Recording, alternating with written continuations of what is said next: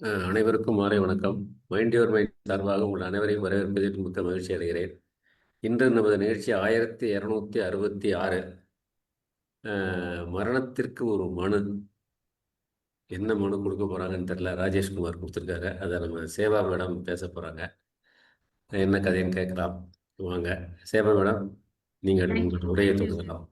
இந்த வாய்ப்பு கொடுத்த நாராயணமூர்த்தி சாருக்கும் ஸ்டீபன் சாருக்கும் என்னோட நன்றியை தெரிவிச்சுக்கிறேன். நான் இன்னைக்கு சொல்ல போற கதை வந்து ராஜேஷ்குமார் அவர்களின் மரணத்திற்கு ஒரு மனு. வாங்க கதைக்குள்ள போலாம். பஸ் ஷேகான் முடியை தொட்ட போது சாயந்தரம் 6 மணி. சூரிய வெளிச்சத்தை சுருட்டி வாய்க்குள் போட்டுக்கொண்ட அந்த எஸ்டேட் பிரதேசம் பூராவும் இருட்டு சாம்பல் நிறத்தில் படிந்திருக்க பனிப்புகை காற்று இழுத்து போன பக்கம் அலைந்தது. பஸ் வந்து நிக்குது. கண்டக்டர் சொல்றாரு, யாரு ஷேக்கல் முடி வந்து இறங்குங்க அப்படின்னு சொல்றாரு. பவித்ரன் வந்து முன் சீட்ல உட்கார்ந்துருக்காரு. அவர் காலுக்கடியில பெட்டி இருக்கு. அந்த பெட்டியை எடுத்துக்கிட்டு மெதுவா நடந்து வராரு. அப்ப வந்து கண்டக்டர் சொல்றாரு, என்ன மாப்பிள்ளைய அழைக்கிறாங்க சார், கொஞ்சம் வேகமா வரமாட்டீங்களா அப்படிங்கிறாரு. அப்புறம் வந்து இவர் சொல்றாரு, ஃபுட்போர்ட் கிட்ட வந்து சொல்றாரு, சாரி கண்டக்டர், எனக்கு வந்து இந்த ஊர் புதுசா, இந்த பக்கம் எனக்கு ஒண்ணும் புரியல. உங்க விளக்கெல்லாம் எனக்கு தேவையில்லை. சீக்கிரமா கீழே இறங்குங்க. விளக்கெல்லாம் கேட்டா நான் எப்ப போய் வீட்டுக்கு போய் சேருது அப்படின்னு சொல்லி அவர் கீழே இறங்கிடுறாரு. உடனே கண்டக்டர் வந்து ரைட் அப்படிங்கிறாரு. பஸ் புகை மூட்டமா போயிருது. கீழே வந்து பெட்டியை வச்சுட்டு பவித்ரன் 2 கையையும் நல்லா சூடு பறக்க தேய்ச்சிக்கிட்டு பாக்குறாரு. அந்த இடமே சேக்கல் முடியே வந்து ஒரு பட்டிக்காட்டு தலமா இருக்கு. அமானுஷ அமைதியா இருக்கு. எந்த பக்கமும் ஆள் நடமாட்டமே இல்ல. தூரத்துல யாரோ ஒரு 2 பேர் தெரியுறாங்க. அப்புறம் அவங்களையும் காணோம். சரி என்ன பண்ணலான்னு பாக்குறாரு. ஒரு பொட்டி கடை தெரியுது. சரி அங்க போய் ஒரு சிகரெட் பிடிக்கலாம் அப்படின்னு சொல்லிட்டு அதை நோக்கி போறாரு. பவித்ரனுக்கு பாத்தீங்கன்னா 22 வயசு இருக்கும். சத்யராஜ் உயரம், மாநிறத்துக்கும் கருப்புக்கும் மத்திப்பட்ட நிறம். உமார் ஷெரீப் மீச வச்சிருக்காரு. சட்டையும் பேண்ட்டும் போட்டிருக்காரு. 55 கிலோ இருப்பாரு. பொட்டிக்கடை வந்துருது. பொட்டிக்கடையில வாழைப்பழம் அந்த தாரோடு தொங்குது. பக்கத்துல வந்து 2 3 டப்பால பிஸ்கெட்டு சாக்லேட் எல்லாம் வச்சிருக்காங்க. ஒரு சின்ன கடை. ஒரு ஸ்டூல் போட்டு ஒரு வயசானவர் அதுக்குள்ள உட்கார்ந்துருக்காரு. அவர் வந்து மஃப்லரும் சொட்டரும் போட்டிருக்காரு. இவர் கேக்குறாரு, சிகரெட் இருக்கா, இது ஃபில்டர் வில்ஸ் இருக்கா அப்படின்னு கேக்குறாரு. அவர் அவர் வந்து இல்லங்கிறாரு. சரி வேற என்ன இருக்கு, ஜாமுனா இருக்கு, சரி ஒண்ணு கொடுங்க அப்படிங்கிறாரு. அதை வாங்கி எங்க நெருப்பு இருக்கு அதை பத்த வச்சுக்கிட்டு இவர் வந்து சிகரெட்டை ஊதி விட்டு கேக்குறாரு, பெரியவரே, ருத்ராரு குருதியார் எஸ்டேட்டுக்கு எந்த வழியா போகணும்? அத கேட்டவுடனே அந்த வயசானவருக்கு ஷாக் ஆயிருது. என்னடா இப்படி ஒரு இது கேட்கிறாரேன்ட்டு, நீங்க யார அங்க பாக்க போறீங்க? ருத்ரையாவ பாக்க போறேன். எதுக்காக போறீங்க? எனக்கு இது மாரி சூப்பர்வைசர் வேலை வேணும்னு பேப்பர்ல விளம்பரம் பார்த்தேன். அதனால அங்கே போறோம் அப்படின்னோனே, அப்படியா? அங்கே போகாத தம்பி, உனக்கு நல்லதுக்கு சொல்றேன். நீ எந்த ஊர்ல இருந்து வந்திருக்க? அப்படின்னோனே, நான் சென்னையில இருந்து. உனக்கு குடும்பம் இல்லையா? கல்யாணம் ஆகலையா? இல்ல கல்யாணம் ஆகல. அப்பா, அம்மா ஊர்ல இருக்காங்க. ஏன் என்னாச்சு? அப்படின்னோனே, இல்ல தம்பி, நீ யார் பெத்த பிள்ளையோ? நல்லதுக்கு சொல்றேன். அந்த எஸ்டேட் பக்கம் போகாத. அது சரியில்ல. அவன் உயிருக்கே ஆபத்து இருக்கு. என்னய்யா சொல்றீங்க? என்ன உயிருக்கு ஆபத்து? என்ன இதுக்கு மேல எந்த கேள்வியும் கேட்காத. என்ன பார்த்தேன், என்கிட்ட பேசினேன்னு கூட யார்கிட்டயும் சொல்லாத. இன்னும் 1 மணி நேரத்துக்குள்ள பொள்ளாச்சிக்கு பஸ் வரும். அது வந்தோனே ஏறி புடிச்சு ஊருக்கு போய் சேர்ற வழிய பாரு அப்படிங்கிறாரு. நீங்க என்னன்னே சொல்லாம என்ன ஊருக்கு போ சொல்றீங்க? என்னன்னு சொல்லுங்கன்னு இவரு நிறுத்தி பார்க்கிறாரு. தள்ளுப்பா, நீ போனா போ, போகாட்டி இரு அப்படின்ட்டு அவர் அவசர அவசரமா கடைய சாத்திக்கிட்டு மஃப்ளர வேற காதுக்குள்ள சுத்தி போட்டுக்கிட்டு சைக்கிள் எடுத்து ஓட்ட ஓட்டமா ஓடிடுறாரு. இவருக்கு ஒண்ணும் புரியல. இவர் என்னடா இப்படி சொல்றாரு? இன்னும் கொஞ்சம் தூரம் நடந்து பார்ப்போம். என்ன வருதுன்னு கொஞ்சம் தூரம் நடந்து போறாரு. இன்னொரு டீ கடை தெரியுது. அந்த டீ கடை வந்து ரொம்ப அழுக்கா இருக்கு. ஒரே ஒரு ஆள் அதுக்குள்ள உட்கார்ந்து தூங்கி வழிஞ்சுகிட்டு இருக்காரு. இவர் அங்க போய் நிக்கிறாரு. இவர பார்த்த உடனே எந்திரிச்சு நின்னு, "என்ன சார் டீ சாப்பிடுறீங்களா?" அப்படின்னோனே, "ஆ சாப்பிடுறேன்." "ஸ்ட்ராங்கா, லைட்டா?" "ஸ்ட்ராங்கா குடுங்க." அப்படின்னோனே இவர் அந்த டீ உட்காருங்க அப்படியே இவர் போய் உட்கார்றாரு. அவன் போய் கிளாஸ் எல்லாம் நல்லா சுடு தண்ணி போட்டு கழுவி, அந்த டீய ஊத்தி கொண்டாந்து குடுக்குறான். இவர் குடிக்க ஆரம்பிக்கும்போது, பவித்ரன் கேட்கிறாரு, "இந்த குருதியார் எஸ்டேட் எங்கப்பா இருக்கு? எந்த வழியா போணும்?" அப்படின்னா அவனும் பயப்படுறான். "அந்த எஸ்டேட்க்கு எதுக்கு சார் போறீங்க? அங்க போகாதீங்க." "ஏன் எல்லாரும் அந்த பேர கேட்டா இப்படி பயப்படுறீங்க? என்ன ஆச்சு?" அப்படின்னு இவர் கேட்கிறாரு பவித்ரன். "இல்ல, இல்ல அது வந்து சரியில்ல அந்த எஸ்டேட். அங்க போகாதீங்க." எதுக்காக அங்க போறீங்க?" அப்படின்னோனே, அவர் சொல்றாரு, "சூப்பர்வைசர் வேலை. அதுக்காக தான் போறேன். அங்க ஆல்ரெடி 2 சூப்பர்வைசர் போனாங்க. இங்கேருந்து தான் என் கடையில டீ குடிச்சிட்டு தான் போனாங்க. போனவங்க திருப்பி வரவே இல்ல. ஏன் உங்க டீ வாய்க்குள்ள போன உடனே அவங்க திருப்பி வரலையா? அப்படியெல்லாம் ஒண்ணும் இல்ல. அவங்க வந்து இறந்துட்டாங்க." "எப்படி இறந்தாங்க?" அப்படின்னு கேட்கிறாரு. முதல் சூப்பர்வைசரு கரண்ட் ஷாக் அடிச்சு இறந்து போயிட்டாரு. 2வது சூப்பர்வைசரு குளிக்க போகும்போது சுழல்ல இறந்து போயிட்டாரு. அது 2மே வந்து ஆக்சிடென்ட் தானே! இது தானே! இன்னும் யாரும் கொலை பண்ணலையே! அப்புறம் என்ன? அ இல்ல, இல்ல விபத்துல நடந்தாலும், எனக்கு அது விபத்துன்னு படல. எங்களுக்கெல்லாம் வந்து அந்த வீட்ல பேய் இருக்கு. அதனால தான் நடந்திருக்கு. என்ன நான் என்ன சின்ன குழந்தையா? நீ சொல்ற கதையெல்லாம் கேட்கறதுக்கு? முதல்ல வழிய சொல்லுங்க. நான் பார்த்துக்கிறேன் அப்டினோனே, நான் இவ்ளோ சொல்றேன். நீ இன்னமும் போவியா? அப்டினோனே, அவர் சொல்றாரு அந்த பவித்ரன் சொல்றாரு, "இந்த பாருங்க நான் போணும்னு முடிவு பண்ணிட்டேன். நீங்க அட்ரஸ சொல்லுங்க. நான் பார்த்து போய்க்கிறேன்" அப்டினோனே, இங்கேருந்து 1 கிலோமீட்டர் போனா குருதியாறு எஸ்டேட் வரும். நான் நான் வழியில வந்து நெறைய மேடும் பள்ளமுமா இருக்கும். ரொம்ப இங்க இருக்கதோட ரொம்ப குளிர் ஜாஸ்தியா இருக்கும். பார்த்து போங்க அப்படின்னு சொல்லிட்டு, இவர் கேட்கிறாரு, டீக்கு எவ்வளோ காசுங்கிறாரு. அவன் ரூ. 6ங்கிறான். ரூ.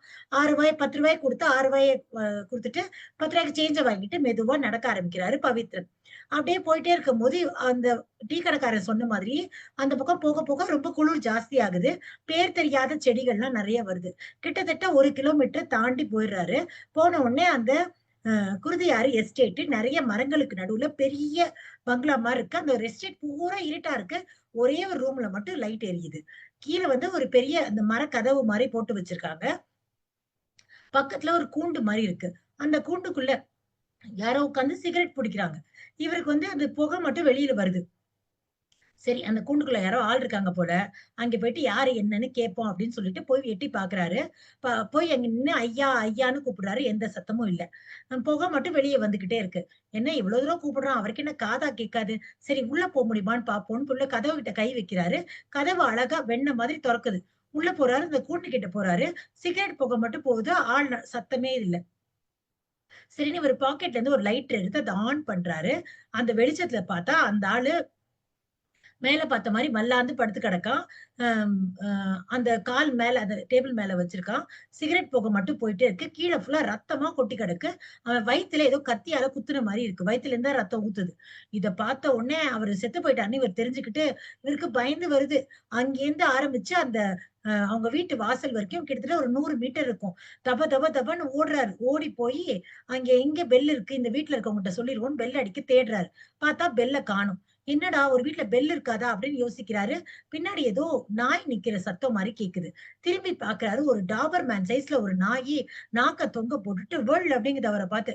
அவரு பயந்துர்றாரு. ஐய்யய்யோ! இந்த நாய் நம்மள கடிச்சிரும் போல இருக்கு. எப்படியாவது பெல்ல தேடுவோம்ன்னு தேடுறாரு. நாய் கிட்ட வருது. அவர் சூட்கேஸ வச்சு அது மண்டையிலே ஒரு போடு போடுறாரு. அது பின்னாடி போயிருது. திருப்பி அந்த நாய் கிட்ட வர பாக்குது. இங்கேருந்து ஓடிடலாமா அப்படின்னு பாக்குறாரு பவித்ரன். ஓடுனா நம்ம ஓடும்போது இந்த நாய் நம்மள கடிச்சுச்சுன்னா, நம்ம உடம்புலேருந்து எவ்வளவு சதைய எடுக்கும்னே தெரியல. இல்ல ஓட வேண்டாம் அப்படின்னு யோசிக்கும்போது, அந்த வீட்டு கதவு ஜன்னல்லேருந்து ஒரே ஒரு கதவு தொறக்குது. ஒரு சின்ன பொண்ணு. உன்ன அந்த நாய பார்த்து சொல்லுது. "உன்ன எத்தன தடவ சொல்லியிருக்கேன் கொலைக்க கூடாதுன்னு. பேசாம போய் அமைதியா உட்காரு" அப்படின்னோனே, அந்த நாய் போய் பேசாம அமைதியா உட்கார்ந்துருது. அப்போ வந்து இந்த அந்த குழந்தையோட குரலுக்கே போய் உட்கார்ந்துருது. இந்த குழந்தை கேக்குது. "மாமா உங்களுக்கு யார மாமா பார்க்கணும்?" அப்படின்னு கேக்குது. அப்ப உடனே அந்த "ய எ யார் மாமா நீங்க? எதுக்கு வந்திருக்கீங்கன்னு?" கேக்குது. அப்ப அந்த குழந்தை அந்த அந்த பவித்ரன் சொல்றாரு, "நான் ருத்ரையாவ பார்க்கணும்." "ஓ! தாத்தாவ பார்க்க வந்திருக்கீங்களா? வாங்க மாமான்னு" கதவ ஒரு பக்கம் தொறந்து விடுது. இவர் உள்ள போறாரு. "உட்காருங்க மாமா" அப்படின்னோனே, "இல்ல உங்க தாத்தாவ கூப்பிடுமா, நாங்க ஐயா தாத்தாவ பார்க்கணும்." "தாத்தாவால வர முடியாது." "ஏன் வர முடியாது?"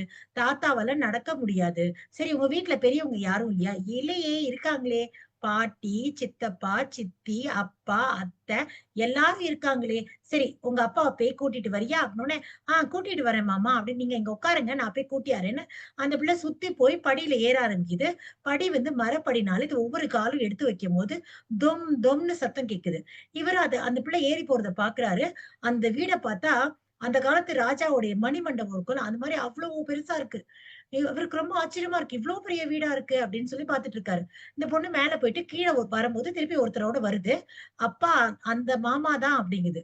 அவர் கீழ வந்தவுடனே யாரு என்னன்னு அவங்க அப்பா கேட்கிறாரு. அப்ப இவரு சொல்றாரு, "என் பேரு வந்து பவித்ரன். நான் சென்னையிலேருந்து வந்திருக்கேன். பேப்பர்ல நீங்க இந்த மாரி வேலை வேணும்னு விளம்பரம் குடுத்திருந்தீங்க. அத பார்த்து தான் நான் வந்தேன்" அப்படின்னோனே, "இந்நேரத்துல ஏன் சார் வேலை கேட்டு வருவீங்க?" அப்படின்னோனே, "இல்ல நான் காத்தாலயே கிளம்பிட்டேன். ஆனா வந்து நீங்க அங்க வரும்போது கோயம்புத்தூர் ட்ரெயின் வந்து 2 மணி நேரம் லேட்டு. அதனால எனக்கு அங்க லேட் ஆயி பொள்ளாச்சி வந்து இங்க வரும்போது ரொம்ப லேட் ஆயிடுச்சு. உங்க வீட்டுக்குள்ள நுழையும்போது நான் ஒரு விஷயத்த பார்த்து பயந்துட்டேன். என்ன பார்த்தீங்க? அப்படின்னு அவர் கேட்கிறாரு அந்த குழந்தையோட அப்பா. அப்ப இவர் சொல்றாரு, இந்த மாரி வந்து உங்க வீட்டு வாசல்ல ஒரு செக்யூரிட்டி இருக்கார்ல, அவர யாரோ வந்து குத்தி கொலை பண்ணிட்டாங்க. அவர் செத்து கிடக்காரு அப்படின்னோனே, செத்து கிடக்காரா? என்ன சொல்றீங்க? எப்ப பார்த்தீங்க? நான் இப்ப தான் ஒரு 5 நிமிஷம் முன்னாடி பார்த்தேன். வாங்க போய் பார்ப்போம் அப்படின்னு சொல்லி அவங்களும் வராங்க. அவங்க அப்பாவும் வராரு.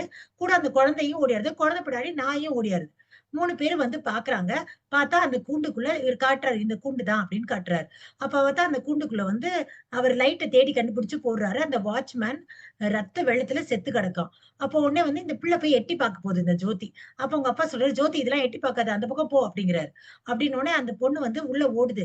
அ பாட்டி, தாத்தா, சித்தி, சித்தப்பா, அத்தை, வாட்ச்மேன் தாத்தா இறந்து போயிட்டாரு அப்படின்னு கத்திக்கிட்டே ஓடுது. பின்னாடியே நாயும் ஓடுது தொரத்திக்கிட்டே. ஓடுன உடனே அவங்க எல்லாம் தப தபன்னு கீழ இறங்கி ஓடியாராங்க. எல்லாரும் வந்து பார்த்துட்டு எல்லாருக்குமே ஷாக் ஆயிடுது. வந்ததுல ஒரு வயசான ஒரு 50 வயசுல ஒரு அம்மா வராங்க. அப்புறம் 2 பொண்ணுங்க. 20, 21 வயசுல 2 19, 20 வயசுல 2 பொண்ணுங்க. அப்புறம் 20, 22 வயசுல 2 ஆளுங்க வராங்க. அப்ப இந்த குழந்தையும் வந்து நிக்குது. அந்த அந்த பெரியம்மா அந்த பையன பார்த்து கேக்குது. "ஏன்டா அஜய் யாருடா இந்த வாட்ச்மேன கொன்னது?" அப்படிங்குது. "தெரியலம்மா. இவர் தான் வந்து சொன்னாரு." "இவர் யாரு?" அப்படின்னோனே, "இவர் தான் வந்து வேலை கேட்டு வந்திருந்தாரு." அப்படின்ட்டு அவரு சொல்றாரு. இந்த மாரி வந்து அ மேனேஜர கூப்பிடுறாரு. "நீங்க உடனே போலீஸ்க்கு ஃபோன் பண்ணுங்க" அப்படிங்கிறாரு. உடனே மேனேஜர் சொல்றாரு, "நம்ம ஃபோன் அவுட் ஆஃப் ஆர்டர் 2 நாளா." "அப்படியா? சரி." உடனே கார் எடுத்துட்டு நேரா போலீஸ் ஸ்டேஷன் போய் போலீஸ கூட்டிட்டு வாங்க அப்படின்னோனே, சரின்னு சொல்ட்டு அவர் கார் எடுக்க போயிறாரு. அப்ப இந்த பவித்ரன் சொல்றாரு, "sir if you don't mind நான் தான் இந்த கொலைய முதல்ல பார்த்தேன்.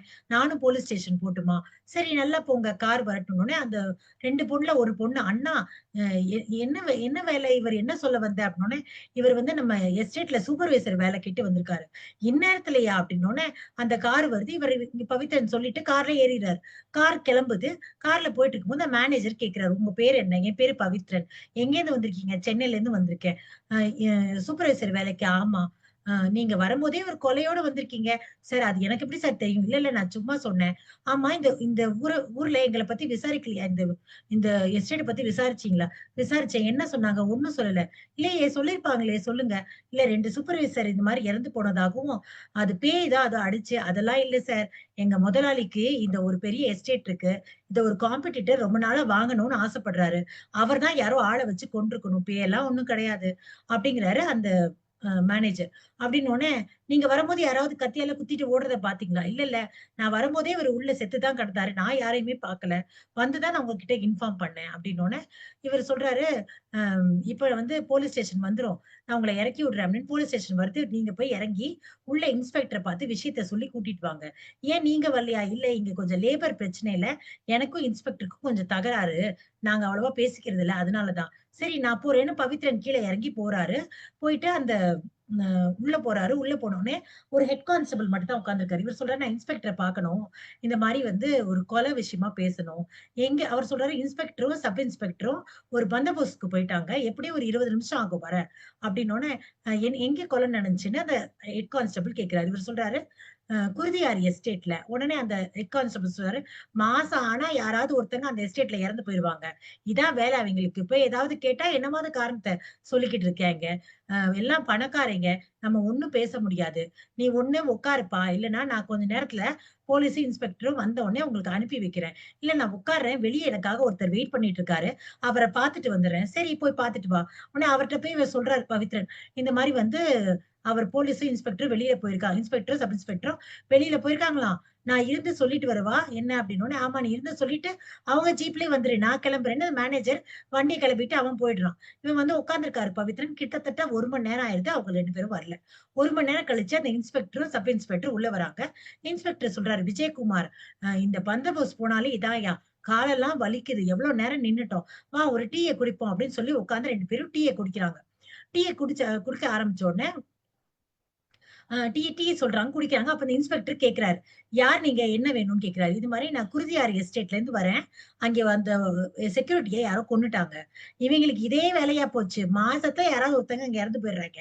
இத பார்க்கறதா நமக்கு வேலையா? உட்காருங்க. கொஞ்ச நேரத்துல போலாம் அப்டின்னோனே, அந்த பவித்ரன் சொல்றாரு, "நான் வந்து கிட்டத்தட்ட 1 மணி நேரம் ஆச்சு. இப்பவே வாங்க போலாம்" அப்டின்னோனே, விஜயகுமார் சொல்றாரு, சப் இன்ஸ்பெக்டர், உனக்கு போணும்னா நீ சீக்கிரமா எந்திரிச்சு பொடி நடையா வீட்டுக்கு போ. நாங்க மெதுவா தான்யா வருவோம். இப்ப எங்களால வர முடியாது.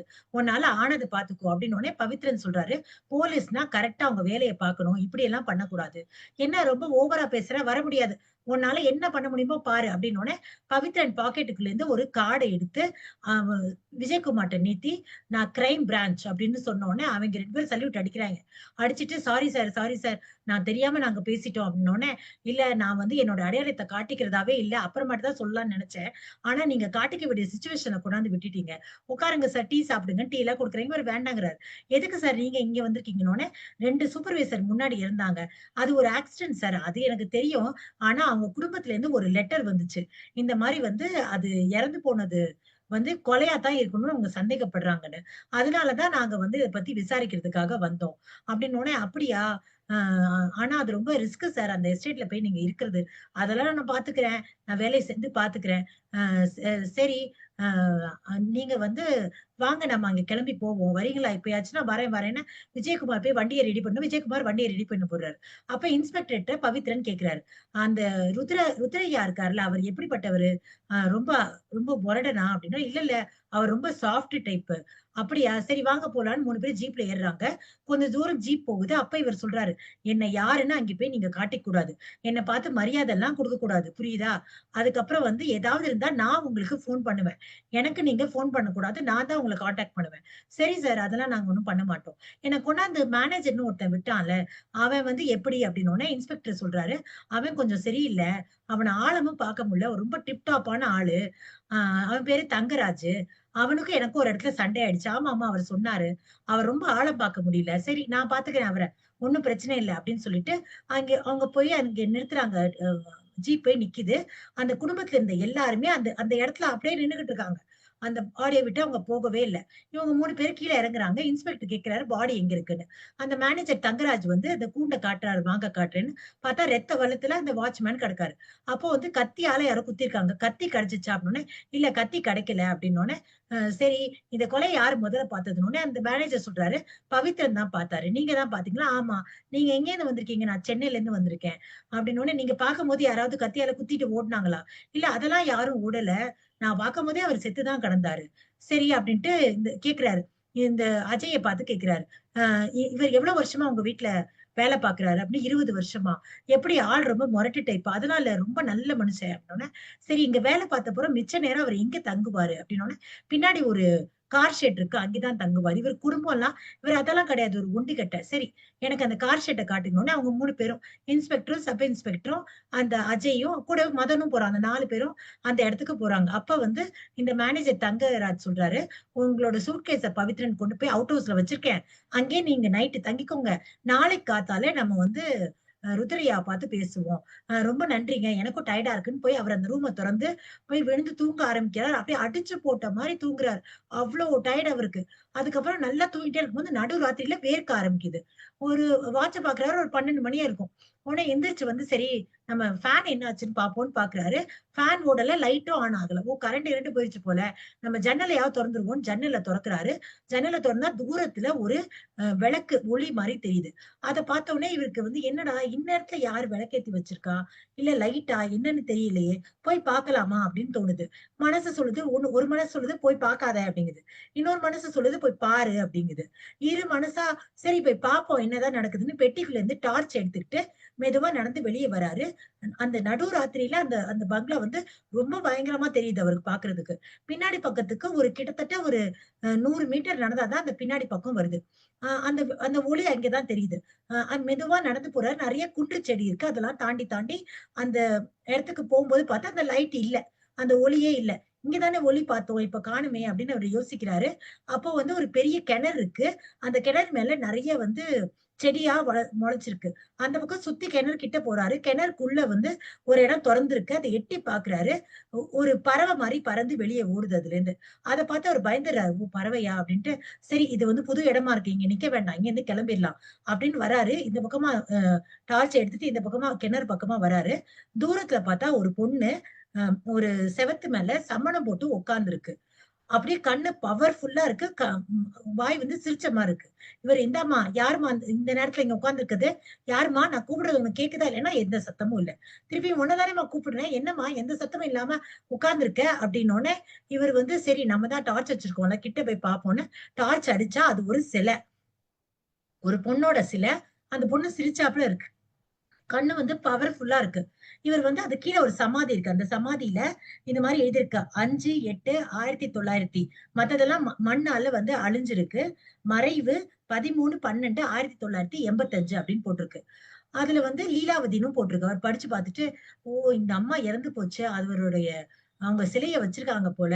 நம்ம இதுக்கு போய் இப்படி பயந்துட்டோம். சரி நம்ம என்னனாலும் இங்க இருக்க வேண்டாம். நம்ம அவுட் ஹவுஸ்க்கு போயிரலாம். அப்படின்னு முடிவு பண்ணி போக போறாரு. ஜல் ஜல்ன்னு ஒரு சத்தம் கேட்குது. இவருக்கு அவ்வளவுதான் ஒண்ணுமே புரியல. என்னடா ஜல் ஜல்ன்னு ஒரு சத்தம் கேட்குதே! எங்க இந்த சத்தம் வருது? பின்னாடி வருதா? பக்கத்துல இருந்து வருதா? அப்படின்னு யோசிக்கும்போது திருப்பி அந்த விளக்கு எரியுது. அந்த விளக்கு அவர வா வான்னு கூப்பிடுது. திருப்பி இந்த விளக்கு எப்புட்றா எரியுது? இந்த நேரத்துல இந்த சத்தம் எப்படி வருது? அப்படின்னு அவர் யோசிச்சுக்கிட்டே இருக்காரு. அந்த விளக்க வேற பார்க்குறாரு. பயம் தாங்க முடியல. அந்த டார்ச் அங்கேயே போட்டுட்டு தப தப தபன்னு அங்கேருந்து ஓட ஆரம்பிக்கிறாரு. ஓடி போய் அவருடைய அந்த அந்த வீட்ல போய் படுத்துடுறாரு. படுத்து கண்ண மூடி தூங்க ஆரம்பிச்சுறாரு. அடுத்த நாள் காத்தால ஆகுது. கதவ யாரோ தட்டுற சத்தம் கேட்குது. தூக்க விரிச்சில எந்திரிச்சு வந்து கதவ தொறக்குறாரு. கதவ தொறந்தா, அ அந்த மேனேஜர் வந்து டிப் டாப்பா டிரெஸ் பண்ணிட்டு வந்து நிக்கிறாரு. அந்த மேனேஜர் பார்க்கறதுக்கு கிருதாலாம் வச்சிருக்காரு. உயரமா இருக்காரு. அ நெத்தி வந்து அகலமா இருக்கு. மாநிறமா இருக்காரு. அவர் வந்து நிக்கிறாரு. அவர பார்த்த உடனே இவரு என்ன என்ன நீங்க இன்னும் எந்திரிக்கலையா பவித்ரன்? ருத்ரையா உங்கள பார்க்கணும்னு சொல்றாரு. சீக்கிரமா கிளம்பி வாங்க. உடனே அப்படியா? சரி ஏதோ 10 நிமிஷத்துல குளிச்சுட்டு வந்துர்றேன்னு வேக வேகமா குளிச்சுட்டு ட்ரெஸ்ஸ மாத்திட்டு வந்து நிக்கிறாரு. அதே அதே இடம் நேத்து நைட்டு பார்த்த அதே இடம். பின்னாடி தான் அந்த அவருக்கு பார்த்ததெல்லாம் ஞாபகம் வருது. ச்சே! நம்ம இத பார்த்தா பயந்தோம். இனிமேலாம் பயப்படக்கூடாது அப்படின்னு நினைச்சுட்டு பின்னாடி போய் பார்க்கலாமான்னு நினைக்கிறாரு. இல்ல இப்ப வேண்டாம். அப்புறமாட்டி பார்த்துக்கலாம் அப்படின்னு யோசிக்கும்போது, இந்த மேனேஜர் கூப்பிடுறாரு. "அங்க என்ன நின்னு பார்த்துட்டு இருக்கீங்க? இங்க வாங்க" அப்படிங்கிறாரு.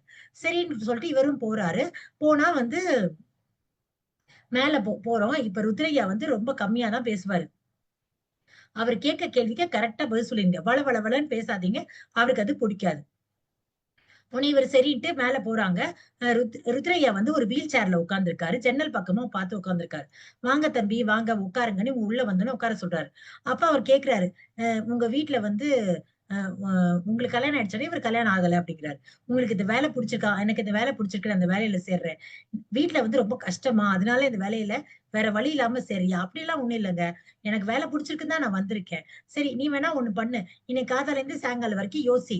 அப்புறம் சொல்லு." அப்படின்னோனே, "அதெல்லாம் யோசிக்கலாம் வேண்டாம். எனக்கு என்ன வேலைன்னு சொல்லுங்க. நான் வேலையில சேர்ந்துக்கிறேன்." அப்படின்னோனே, "அப்படின்னா சரி எல்லாமே மேனேஜர் சொல்லுவாரு. நீங்க கூட்டிட்டு போங்க.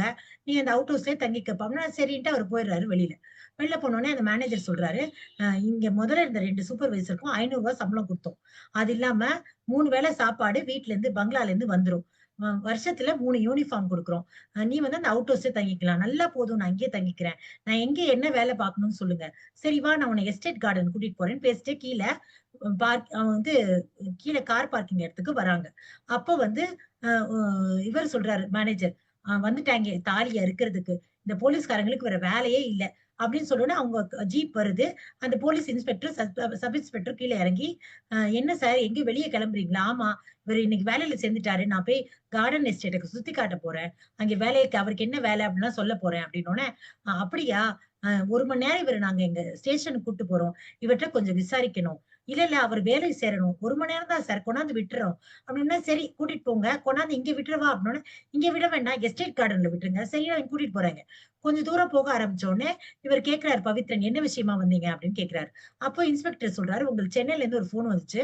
கொஞ்ச நேரத்துல கூப்பிடுறேன்னு சொன்னாங்க. அதனால தான்." சரி வாங்கன்னு அங்க போய் உட்கார்ந்துருக்காங்க. அதே மாரி இவர் போன உடனே அந்த ஃபோன் வருது. இவர் எடுத்து கோகுல்நாத் பேசுறேன்னு அவர் சொல்றாரு. "கோகுல்நாத் சொல்லுங்க." அப்படின்னு, "என்னாச்சு பவித்ரன்? வேலையில சேர்ந்தாச்சா?" வேலையில சேர்ந்துட்டேன் கோகுல்நாத்." அப்படின்னோனே, சரி பவித்ரன்." அப்படின்னோனே இவர் சொல்றாரு, "நேத்தி வந்து ஒரு பின்னாடி பக்கத்துல சும்மா இருக்காம நான் போய் பார்க்க போயி, அங்கே வந்து ஏதோ ஒரு கொலுசு சத்தம்லாம் கேட்டு, நான் கொஞ்சம் பயந்துட்டேன். அதுக்கப்புறம் இப்ப கொஞ்சம் பரவால்ல. ஒண்ணும் பிரச்சனை இல்லையே! அதெல்லாம் ஒண்ணும் இல்ல. நீங்க போன நேரம் இன்னொரு கொலை வேற விழுந்திருக்கு." "ஆமா. அதெல்லாம் நான் பார்த்துக்கிறேன். நான் ஹேண்டில் பண்ணிக்கிறேன். நாளைக்கு இதே நேரத்துக்கு கூப்பிடுறேன். இங்கேயே வந்து உங்க நீங்க பிரான்ச்லயே வந்து உட்காருங்க கோகுல்நாத்ன்னு" ஃபோன வச்சுடுறாரு. வச்ச உடனே போலீஸ் கேட்கிறாரு, "என்ன சார் ஆச்சு?" இன்ஸ்பெக்டர் கேட்கிறாரு. அப்ப இவர் சொல்றாரு, "நேத்து இந்த மாரி ஒரு ம ம கொலுசு சத்தம் கேட்டுச்சு. விளக்கு ஒலி பார்த்தேன். அதான் இங்க பேய் நடமாடுது." "அதெல்லாம் ஒண்ணும் இல்ல சார். பேயெல்லாம் பார்த்து நான் பயப்படுற ஆள் இல்ல. புது இடம். ஒண்ணும் புரியல. கொஞ்சம் குழம்பிட்டேன். அவ்வளவுதான். டயர்டா வேற இருந்துச்சு. இன்னைக்கு பார்த்துருவேன் அது என்னன்னு சொல்லிட்டு." அப்படின்னு சொல்லிட்டு இவரு போயிடுறாரு. அதுக்கப்புறம் என்ன ஆகுது, அ என்ன கொண்டு போய் திருப்பியும் அந்த எஸ்டேட்லயே விட்டுருங்க அப்படிங்கிறாரு. சரின்னு சொல்லிட்டு எஸ்டேட்ல விட அவங்க போறாங்க. அப்போ வந்து வண்டியில போயிட்டு இருக்கும்போது, அந்த விஜயகுமார் சொல்றாரு, "இல்ல சார் நீங்க நினைக்கிற மாதிரி இல்ல. அங்க ஏதோ பேய் நடமாட்டம் இருக்குன்னு தான் சொல்றாங்க." அப்படின்னோனே, "இல்ல, இல்ல இதெல்லாம் நான் நம்பல. நீங்க நாளைக்கு இதே நேரத்துக்கு வந்து என்ன கூட்டிட்டு போங்க. நான் வந்து இங்க வரணும் அப்படின்னோனே, சரி சார் அப்படின்னோனே, இதுதான் சார் ருத்ரையாவோட எஸ்டேட் கார்டன்னு பார்த்தா, அது பெரிய எஸ்டேட்டா இருக்கு. அவ்ளோ பெரிய இடமும் அவரது தானா. அவர் சொல்றாரு விஜயகுமார். இந்த எல்லா இடமும் பச்சை பசேல்னு இருக்கு. ஒரு இடத்துல முட்டைக்கோஸா காய்ச்சிருக்கு. ஒரு இடத்துல கேரட் இருக்கு. ஒரு பக்கம் பூக்களா இருக்கு. பார்க்கவே அவ்ளோ அழகா இருக்கு. சரி சார் நான் வரேன்னு விஜயகுமார் கிளம்பிர்றாரு. அதுக்கப்புறம் இவர் என்ன பண்றாரு, இவர் அங்க போறாரு. இந்த மாரி அ அ எஸ்டேட் கிட்ட போறாரு. அப்போ அந்த மேனேஜர் வராரு. வாங்க, வாங்க. விட்டுட்டாங்களா உங்கள? வாங்கன்னு சொல்லி பவித்ரன உள்ள கூட்டு போறாரு. எல்லாரையும் வேலை பார்க்கிறவங்கலாம் கூப்பிட்டு, இனிமே இவர் தான் புது சூப்பர்வைசர். இவர் சொல்றபடி எல்லாரும் கேட்கணும். யாரும் அவர்ட்ட முரண்டு பிடிக்கக்கூடாது. இவர் தான் உங்களுக்கு சம்பளம் எல்லாம் தருவாரு அப்படின்னு அவங்கலாம் சரின்ட்டு, சரி எல்லாரும் வேலை பார்க்க போங்க. அந்த எஸ்டேட் உள்ள போனா ஒரு சின்ன ரூம் ஒண்ணு இருக்கு. ரொம்ப அழுக்கா இருக்கு. அந்த ரூம்குள்ள போய் அவர உட்கார வைக்கிறாரு. உட்கார வச்சு, இதுதான் உங்களுடைய இடம். இங்க தான் நீங்க உட்கார்ந்துருக்கணும். இதுதான் அந்த புக்கு. எப்படி இதுல வந்து சம்பளம் குடுக்குறதுன்னு எல்லாத்தையும் சொல்லிக் குடுத்துட்டு, இனிமே நீங்க பார்த்துக்கோங்க. 6 மணிக்கு வேலை முடிஞ்சிரும். வீட்டுக்கு வந்துருங்க. சாயங்காலம் நீங்க தான் சம்பளம் குடுக்க போறீங்க. அப்படியா சார், சரி சார் அப்படிங்கிறாரு. அப்ப இவர் சொல்றாரு, கேட்கிறாரு இந்த மேனேஜர். என்ன கேட்டாங்க போலீஸ்காரங்க? அவங்க வந்து நான் தான் என்னமோ கொலை பண்ண மாரி பேச ஆரம்பிச்சுட்டாங்க. நான் இல்லவே இல்ல. நான் அப்பதான் உள்ள வந்தேன்னு சொன்னேன். அப்படித்தான் அவங்க பேசுவாங்க. வேற என்ன தெரியும் அவங்களுக்கு அப்படிங்கிறாரு மேனேஜர். அ என்ன பத்தி ஏதாவது கேட்டாங்களா? இல்ல சார் உங்கள பத்தி ஒண்ணும் கேட்கல. சும்மா சொல்லுங்க. இல்ல சார் நிஜமாலே உங்கள பத்தி எதுவும் கேட்கல. சரி அப்ப நான் கிளம்புறேன் அப்படின்னு சொல்லிட்டு அந்த மேனேஜர் போயிடுறாரு. அதுக்கப்புறம் சாயங்காலம் 6 மணி ஆயிடுது. இவர் எல்லாருக்கும் சம்பளத்த குடுத்துட்டு வீட்டுக்கு பவித்ரன் வராரு. ரொம்ப டயர்டா வராரு. அப்ப அந்த வாசல் கிட்ட அந்த மேனேஜர், அந்த ஜெகதாம்பாள், அப்புறம் உங்க பொண்ணு லக்ஷனா 3 பேர் நின்னு பேசிட்டு இருக்காங்க. அப்ப ஜெகதாம்பாள் கேட்கறாங்க. "என்ன தம்பி வேலையெல்லாம் புடிச்சிருச்சாப்பா?" அப்படிங்கிறாங்க. உடனே அந்த அந்த அவர் சொல்றாரு, "பவித்ரன் நல்லா இருந்துச்சும்மா, வேலைலாம் புடிச்சிருந்துச்சு." அப்ப லட்சணா கேட்கறாங்க, "என்ன படிச்சிருக்கீங்க?" "நான் பிஎஸ்சி படிச்சிருக்கேன்." அப்படியா? என்ன சப்ஜெக்ட்?" அப்படின்னோனே, "பாட்னி" அப்படிங்கிறாங்க. "ஓ! சரி, சரி." அப்படின்னோனே அந்த அந்த ருத்ரையாவோட மனைவி சொல்றாங்க, இந்த மாரி வந்து ஜெகதாம்பாள் நைட்டு வந்து எங்க அ வீட்ல தான் சாப்பாடு. அங்கே வந்துரு டின்னருக்கு. கரெக்ட்டா 7 மணிக்கு வந்துரு. அவரும் சரின்னு உள்ள போறாரு. அவருக்கு வேற டயர்டா இருக்கு. லைட்ட போடுறாரு. போட்டுட்டு ட்ரெஸ் எடுத்துட்டு நம்ம ஃபேஸ் வாஷ்லாம் பண்ணிட்டு போலாம் அப்படின்னு சொல்லி போய் ட்ரெஸ் எடுக்க போறாரு. அப்ப பார்த்தா அந்த டேபிள்ல நேத்தி அவரு பின்னாடி பக்கத்துல விட்டார் இல்லையா? ஒரு டார்ச் அது அங்க இருக்கு. இத எடுத்து இந்த டார்ச் எப்படி இங்க வந்துச்சு அப்படின்னு யோசிச்சுட்டே நிக்கிறாரு. இப்போ அந்த பெரிய வீட்டுக்குள்ள போறாங்க. அந்த வீட்டுக்குள்ள வந்து அ அந்த ருத்ரையா வந்து பேத்தியோட விளையாண்டுகிட்டு இருக்காரு. அந்த வந்து மதனும், அவர் வைஃப் கோகிலாவும் உட்கார்ந்து சிரிச்சு சிரிச்சு பேசிட்டு இருக்காங்க. அஜய் வந்து ஏதோ புக் படிச்சுட்டு இருக்கான். இந்த பக்கம் வந்து அந்த ஜெகதாம்பாளும், அவங்க பொண்ணு லட்சணாவும் ஏதோ கதை பேசிட்டு இருக்காங்க. இந்த மேனேஜர் மட்டும் டேபிள்ல உட்கார்ந்திருக்காரு. அப்ப அஜய் சொல்றான் மேனேஜர பார்த்து, "இந்த மாரி எனக்கு ரொம்ப பசிக்குது. நான் மத்தியானம் வேற சரியா சாப்பிடல. அதனால நீங்க என்ன பண்ணுங்க, கொஞ்சம் சீக்கிரமா அந்த சூப்பர்வைசர வர சொல்லுங்க. அப்ப நான் வந்து சாப்பிட்டு போய் படுப்பேன் அப்டின்னோனே, ரொம்ப பசிக்குது அப்டின்னோனே, சரி, சரி நான் வந்து சூப்பர்வைசர போய் கூப்பிடுறேன் அப்டின்னு இவன் எந்திரிச்சு வரான். அப்ப மனசுக்குள்ளேயே அந்த மேனேஜர் திட்டுறான். இவன ஒரு தடவ வர சொன்னா வரமாட்டானா? மணி 7:10 ஆச்சு. ஒரு டைம கீப் அப் பண்ணணும்னு தெரியாதா? இப்படி லேட் பண்றான். நம்ம போய் இவன கூப்பிடணுமா? இனிமே சொல்லிரணும் கட் அண்ட் ரைட்டா இவன்கிட்ட அப்டின்னு புலம்பிக்கிட்டே வராரு. கதவு கிட்ட வந்து நிக்கிறாரு. அந்த ரூமே இருட்டா இருக்கு. பவித்ரன், பவித்ரன்னு கூப்பிடுறாரு. எந்த சத்தமும் இல்ல. ஏன் ரூம் இருட்டா இருக்கு அப்படின்னு போய் கதவு மேல கை வைக்கிறாரு. கதவு உள்ள தொறந்துகிட்டு போகுது. லைட்ட போடுறாரு. கீழ பவித்ரன் ரத்த வெள்ளத்துல கிடக்காரு. அடுத்த நாள் காத்தால 10 மணி ஆகுது. பஸ் ஸ்டாண்ட்ல அ வி அ பஸ் வருது. அங்க வந்து விஜயகுமார் சப் இன்ஸ்பெக்டர் நிக்கிறாரு. பஸ்ல இருந்து விவேக்கும், அ கோகுல்நாத்தும் இறங்குறாங்க. இவர் ஒரு சல்யூட் அடிக்கிறாரு. அடிச்ச உடனே அவங்க 3 பேரும் ஜீப்ல ஏறுறாங்க. அப்போ வந்து விவேக் வந்து உள்ள ஏறுன உடனே கேட்கிறாரு. கொலை எப்படி நடந்துச்சு? கத்தியா? துப்பாக்கியா? அப்படிங்கிறாரு. கத்தி. வாட்ச்மேன கொன்ன மாரி. ஆமா, வாட்ச்மேன கொன்ன மாதிரி. அப்படின்னோனே இவர் கேட்கிறாரு. ம். எனக்கு வந்து அந்த வீட்ட பத்தி ஒரு சின்ன இன்ட்ரோடக்ஷன் குடுங்க. அந்த ஃபேமிலிய பத்தி அப்படின்னு விவேக் கேட்கிறாரு. அப்ப இவர் சொல்றாரு இந்த விஜயகுமார். அந்த வீட்ல வந்து அ ருத்ரையாவோட மனைவி பேரு ஜெகதாம்பாள். அவங்களுக்கு 3 பசங்க. பெரிய பையன் அஜய், 2வது பையன் மதன். மதனோட மனைவி பேரு கோகிலா. அதுக்கப்புறம் வந்து அ அஜய்க்கு ஒரு பொண்ணு. அது பேரு வந்து ஜோதி. அதுக்கு வந்து 10 வயசு ஆகுது அப்படிங்கிறாங்க. சரி அஜயோட மனைவி எங்க? அப்படின்னு கேட்டதுக்கு, அஜயோட மனைவி வந்து இறந்துட்டாங்க. அ அவங்க எப்படி இறந்தாங்க? விஷக்காய்ச்சல் வந்து இறந்தாங்க. நம்ம இன்ஸ்பெக்டர் கூட போய் விசாரிச்சாரு அத பத்தி. அப்படின்னோனே, அஜயோட மனைவி பேர் என்ன? அப்படின்னு விவேக் கேட்கிறாரு. அதுக்கு வந்து விஜயகுமார் வந்து, இல்ல எனக்கு பேர் என்னன்னு தெரியாது அப்படின்னோனே, விவேக் வந்து விவேக் தன் சட்டை பையிலிருந்து அந்த சின்ன டைரியை உருவினான். ஒரு பக்கத்தை பிரித்து வைத்துக் கொண்டு சொன்னான். அஜயோட வைஃபோட பேரு லீலாவதி. எஸ்டேட் கார்டன்வில்ல வேலை செஞ்சுட்டு இருந்த மாரப்பங்கிற மேஸ்திரியோட பொண்ணு. பொள்ளாச்சியில படிச்சுட்டு இருந்த லீலாவதிய ஆரம்பத்துல கொஞ்சம் மிரண்டு போனாலும், போக போக அஜய் கொடுத்த தைரியத்தினால அவளும் அவனை காதலிக்க ஆரம்பிச்சு கல்யாணம் பண்ணிட்டே ஆக வேணுங்கிற கட்டாயம் வந்தபோது ருத்ரையா வீட்டுல எதிர்ப்பு.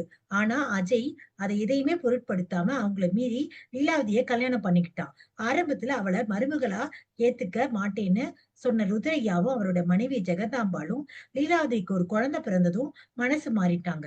கடந்த 10 வருஷ காலமா அந்த வீட்டுல அவங்க குடும்பம் நடத்துறாங்க அப்படின்னு அவர் சொல்றாரு. சொன்ன உடனே விஜயகுமார் கேக்குறாரு, ஏன் சார் உங்களுக்கு அந்த கொலையில ஏதாவது சந்தேகம் இருக்கா?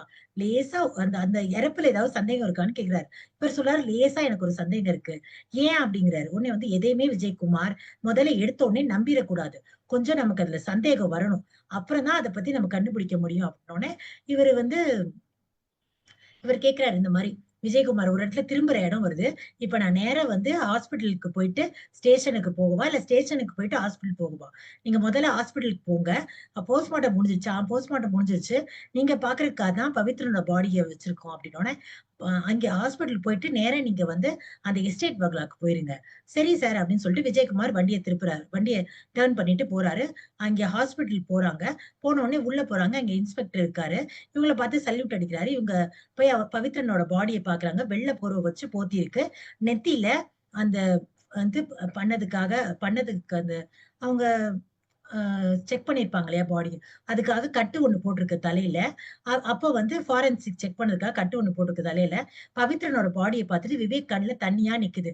விவேக் சொல்றாரு, இந்த மாதிரி பவித்ரன் வந்து கிளம்பும்போது, சென்னையில இருந்து கிளம்பும்போது, ஒரே வாரத்துல விவேக் இந்த கேஸ கண்டுபிடிச்சு நான் வரேனா இல்லையான்னு பாரு அப்படின்னு சொல்லிட்டு கிளம்புனா, இப்படி இறந்து போவான்னு நான் நினைக்கல. இன்ஸ்பெக்டர் அவங்க வீட்டுக்கு இன்ஃபார்ம் பண்ணி பாடியை குடுத்துருங்க அப்படின்னு சொல்லிட்டு, வாங்க நம்ம எஸ்டேட் போவோம்னு விஜயகுமாரும் கோகுல்நாத்தையும் கூட்டிட்டு விவேக் வந்து ஜீப்ல ஏறுறாரு. அப்ப போயிட்டு இருக்கும்போது அப்ப வந்து இவர் சொல்றாரு விஜயகுமார், பவித்ரன் சார் வந்து ஒரு இந்த மாரி கொலுசு சத்தம் ஏதோ வந்து ப நைட்ல பார்த்தேன், ஒளிய பார்த்தேன்னு சொன்னாரு. உடனே ஆமாமா, கோகுல்நாத்தும் சொன்னாரு என்கிட்ட. சரி இப்ப என்னன்னு கேட்போம்ன்னு சொல்லிட்டு அந்த ஜீப்பே அங்க போய் நிக்குது. அங்க போய் இறங்குறாரு. இவங்க 3 பேரும் இறங்குறாங்க. அந்த அஜய்க்கும், மதனுக்கும் இவர இன்ட்ரோடியூஸ் பண்ணி வைக்கிறாரு விஜயகுமார். இவங்க தான் இந்த கேஸ விசாரிக்க வந்திருக்காங்க அப்படின்னோன. அப்ப அவரு கேட்கிறாரு விவேக், ஆல்ரெடி 2 சூப்பர்வைசர் இங்க இறந்தாங்க. அப்புறம் வாட்ச்மேன், இப்ப பவித்ரன். இந்த 4 கொலைய பத்தி நீங்க என்னம்மா நினைக்கிறீங்க? அப்படின்னு சொல்லி ஜெகதாம்பாள்ட்ட கேட்கிறாங்க. ஜெகதாம்பாள், என்ன சொல்ல நினைக்கிறீங்க? எனக்கு கஷ்டமா இருக்கு அப்படின்னு அந்த அம்மா சொல்லும்போது, நடுவுல மதன் குறுக்கிட்டு, முதல்ல 2 கொலை இல்ல. அது 2 விபத்து. சரி விபத்து எதுவா இருந்தாலுமே நீ என்ன நினைக்கிறீன்னு தான் நான் கேட்டுக்கிட்டு இருக்கேன் அப்படின்னோனே, அடுத்த 2 கொலை தானே அப்படின்னோனே, அந்த அம்மா எனக்கே ரொம்ப கஷ்டமா இருக்கு. இத எப்படியாவது கண்டுபிடிங்க அப்படின்னோனே, அந்த ஒரு ஒரு அந்த குழந்தை ஜோதி வந்து அவங்க பாட்டிய கட்டி புடிச்சுட்டு நிக்குது. அப்ப அந்த குழந்தைகிட்ட போயிட்டு விவேக் கேட்கிறாரு, பாப்பா இந்த அவுட் ஹவுஸ்ல ஒரு மாமா இருந்தாருல்ல, அவரு எப்படி இறந்தாருன்னு உனக்கு தெரியுமா? அப்படிங்கிறாரு. உடனே வந்து அஜய் சொல்றாரு, குழந்தைகிட்ட ஒண்ணும் கேட்காதீங்க. அவங்க அம்மா இறந்ததுல இருந்து அவ ரொம்ப சோகமா இருக்கா. அவளுக்கு எதுவுமே தெரியாது அப்படின்னோனே, அவர் அத பொருட்டே படுத்தல அந்த ஆள. அஜய் விவேக் வந்து திருப்பியும் என்ன பாப்பா சொல்றியா ஏதாவது? அந்த குழந்தை அம்மா அம்மான்னு ஆரம்பிக்குது. அப்ப வந்து அஜய் சொல்றாரு, திருப்பி அவ அம்மா அம்மான்னு ஆரம்பிச்சுட்டா. அம்மான்னு அழ ஆரம்பிச்சான்னா அவ அழுகைய எங்களால நிறுத்தவே முடியாது. அவங்க அம்மா இறந்தே ஒரு 10 நாள் அவ ரொம்ப கவலையா இருந்தா. இப்பதான் கொஞ்சம் பரவால்ல. அதனால அவள விட்டுருங்கன்னோனே, அவரு சரின்னு விட்டுட்டு பக்கத்துல திரும்பி பார்க்குறாரு. 2 19, 20 வயசுல 2 பொம்பளைங்க அங்க இருக்காங்க. அவங்களும் இவங்கள பார்த்து பயந்து நிக்கிறாங்க. அப்போ வந்து அவர் கேட்கிறாரு இந்த மாரி விவேக், "அ ஏம்மா உங்க வீட்ல யாராவது சலங்க போட்டிருப்பாங்களா? சலங்க மாரி கொலுசு போட்டிருப்பாங்களா?" "இல்லையே அப்படிலாம் இல்ல. என் பெரிய மருமக லீலாவதி போட்டிருப்பா. 3 மாசத்துக்கு முன்னாடி அவ போட்டுட்டு இருந்தா. இப்ப அவ இல்ல" அப்படின்னோனே, சரி வாங்க ருத்ரையாவ பார்க்கலான்னு மேல போறாங்க. ருத்ரையா சொல்றாரு, "உங்களுக்கு நாங்க என்ன வேணா உதவி பண்றோம். எங்க வீட்ல இப்படி அடுத்தடுத்து விஷயமா நடக்குது. இறந்து போயிடுறாங்க. எப்படியாவது கண்டுபிடிங்க. நாங்களே உங்கள உதவி கேட்கலான்னு தான் சார் இருந்தோம். உங்க வீட்ல தங்குறதுக்கு ஒரு 10 நாள் எங்களுக்கு தங்க வைக்கணும். அந்த அவுட் ஹவுஸ்ல." "அவுட் ஹவுஸ்லயா? இப்பதானே என் கொலை நடந்திருக்கு. அதெல்லாம் எங்களுக்கு பயம் கிடையாது. நாங்க தங்குனா தான் எங்களால கண்டுபிடிக்க முடியும். நீங்க இந்த வீட்ல எங்க வேணாலும் தங்கிக்கங்க. எங்க வீட்ல இருக்க யார் வேணாலும் உங்களுக்கு உதவி பண்ணுவாங்க." அப்படின்னோனே, "எங்களுக்கு ஒரு கேள்வி" அப்படிங்கிறாரு விவேக். கேளுங்கன்னோனே, "உங்க வீட்ல யாராவது சலங்க மாரி கொலுசு போடுவாங்களான்னா?" "ஆமா போடுவாங்க." "யார் போடுவாங்க?" "என் பெரிய மருமக லீலாவதி." "அந்த கொலுசு உங்ககிட்ட இருக்கான்னோனே?" "ஜெகதா அந்த கொலுசு உன்கிட்ட இருந்துச்சுல்ல?" "ஆமா இருக்கு." "எங்க காட்டுங்கன்னா?" அந்த அம்மா பீரோ கிட்ட கூட்டு போகுது. அந்த அம்மா பீரோவ சாவி போட்டு தொறந்து, லாக்கர்ல இருந்து அந்த கொலுசு இருக்கான்னு பாக்குது. கொலுச காணோம். "கொலுச காணோம். என்னம்மா சொல்றீங்க? கொலுசு இங்க தானே இருந்துச்சுன்னு சொன்னீங்க. உங்கள மீறி யாராவது இத எடுக்க முடியுமா?" "இல்ல இங்க தான் இருந்துச்சு. இப்ப கொலுச காணோம்." அப்படின்னோனே, "சரி பாத்துக்கலாம்." அப்படின்ட்டு அவைங்க வந்துடுறாங்க. 3 நாளா அங்க அவைங்க தங்கியிருக்காங்க. அவங்க தங்கி 3 நாள் ஆச்சு.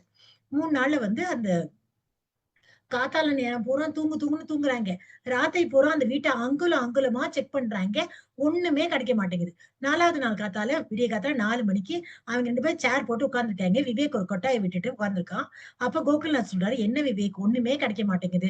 பவித்ரா என்னமோ கொலுசு சத்தம், ஒலின்னு சொன்னாருங்கிறாங்க. இங்க பார்த்தா அவர் என்கிட்டயே தான் சொன்னாரு. ஒண்ணுமே இல்லையே." அப்படின்னோனே, தெரியல பார்ப்போம். ஏதாவது தெரிய வரும்." அப்படின்னோனே, "நம்ம பேசாம ஒரு ஐடியா பண்ணுவோமா?" என்னன்னு கேட்கிறாரு விவேக். கோகுல்நாத் சொல்றாரு, "இந்த வீட்ட விட்டு வெளியில போயிருவோம். வெளியில உட்கார்ந்து வேவு பார்ப்போம். ஒருவேளை கொலைகாரன் வரலாம்ல." இல்ல. அப்படிலாம் கொலைகாரன் வரமாட்டான். வீட்டுக்குள்ளே இருப்போம். கண்டிப்பா கொலைகாரன் வருவான்.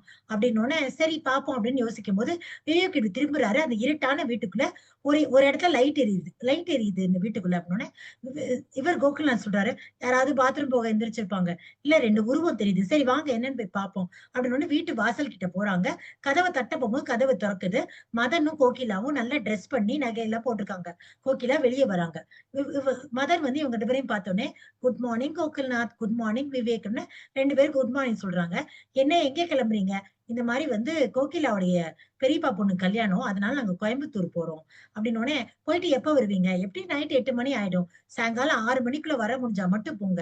ஏன்? அப்படிங்கிறாரு அந்த மதன். இல்ல எங்க போலீஸ் வந்து உங்க மேல கண்ணு வச்சிருக்கு.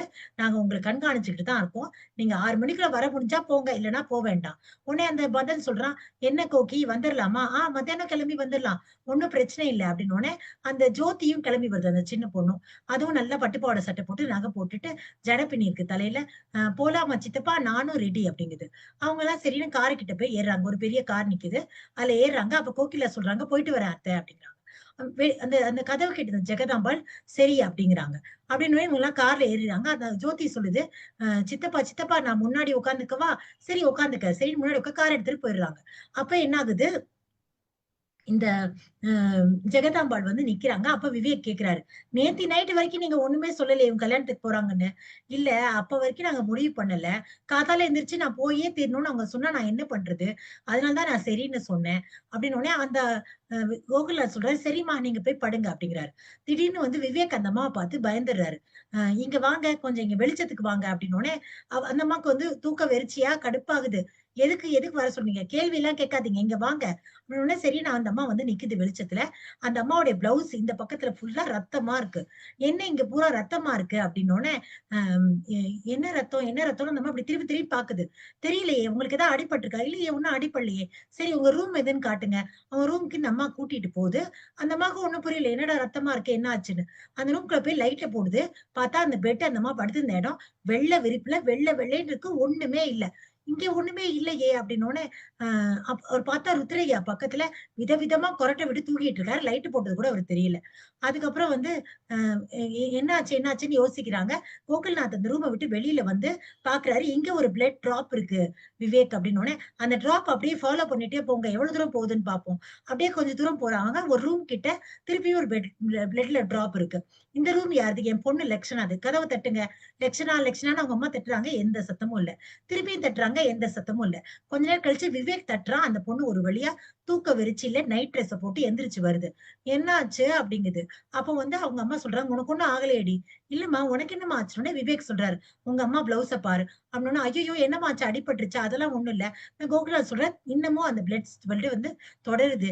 சரி ஃபாலோ பண்ணிட்டு போங்கன்னு" பார்த்தா, அடுத்தது யார் ரூம்? அடுத்தது அஜயோட ரூம். சரி அங்கே போங்க. அஜயோட ரூம் வாசல்ல பார்த்தா, ரத்தம் கொட்டி கிடக்கு.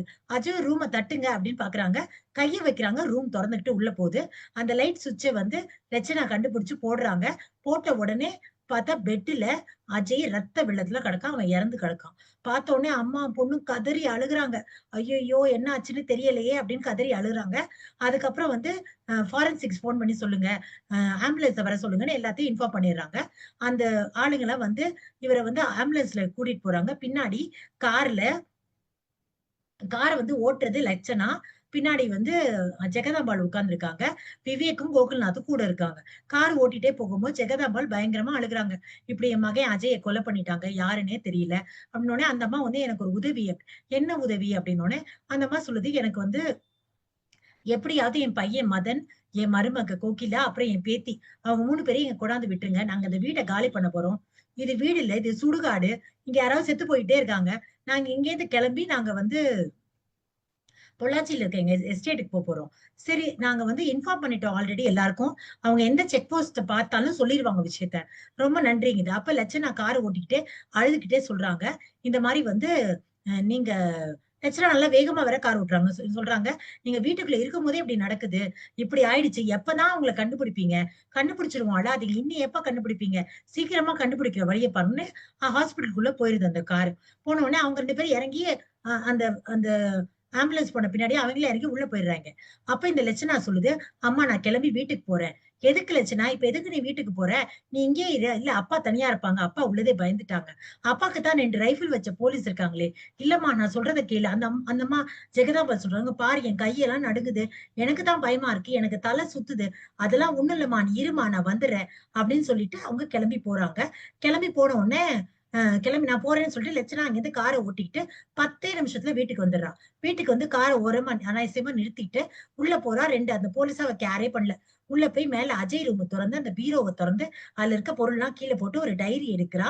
டைரியில இருந்து ஒரு ஒரு ஒரு பேப்பர பிக்கிறா. ஒரு ஃபோட்டோவ எடுக்கிறா. அத மடிச்சு அவளோட ப்ளவுஸ்க்குள்ள வைக்கிறா.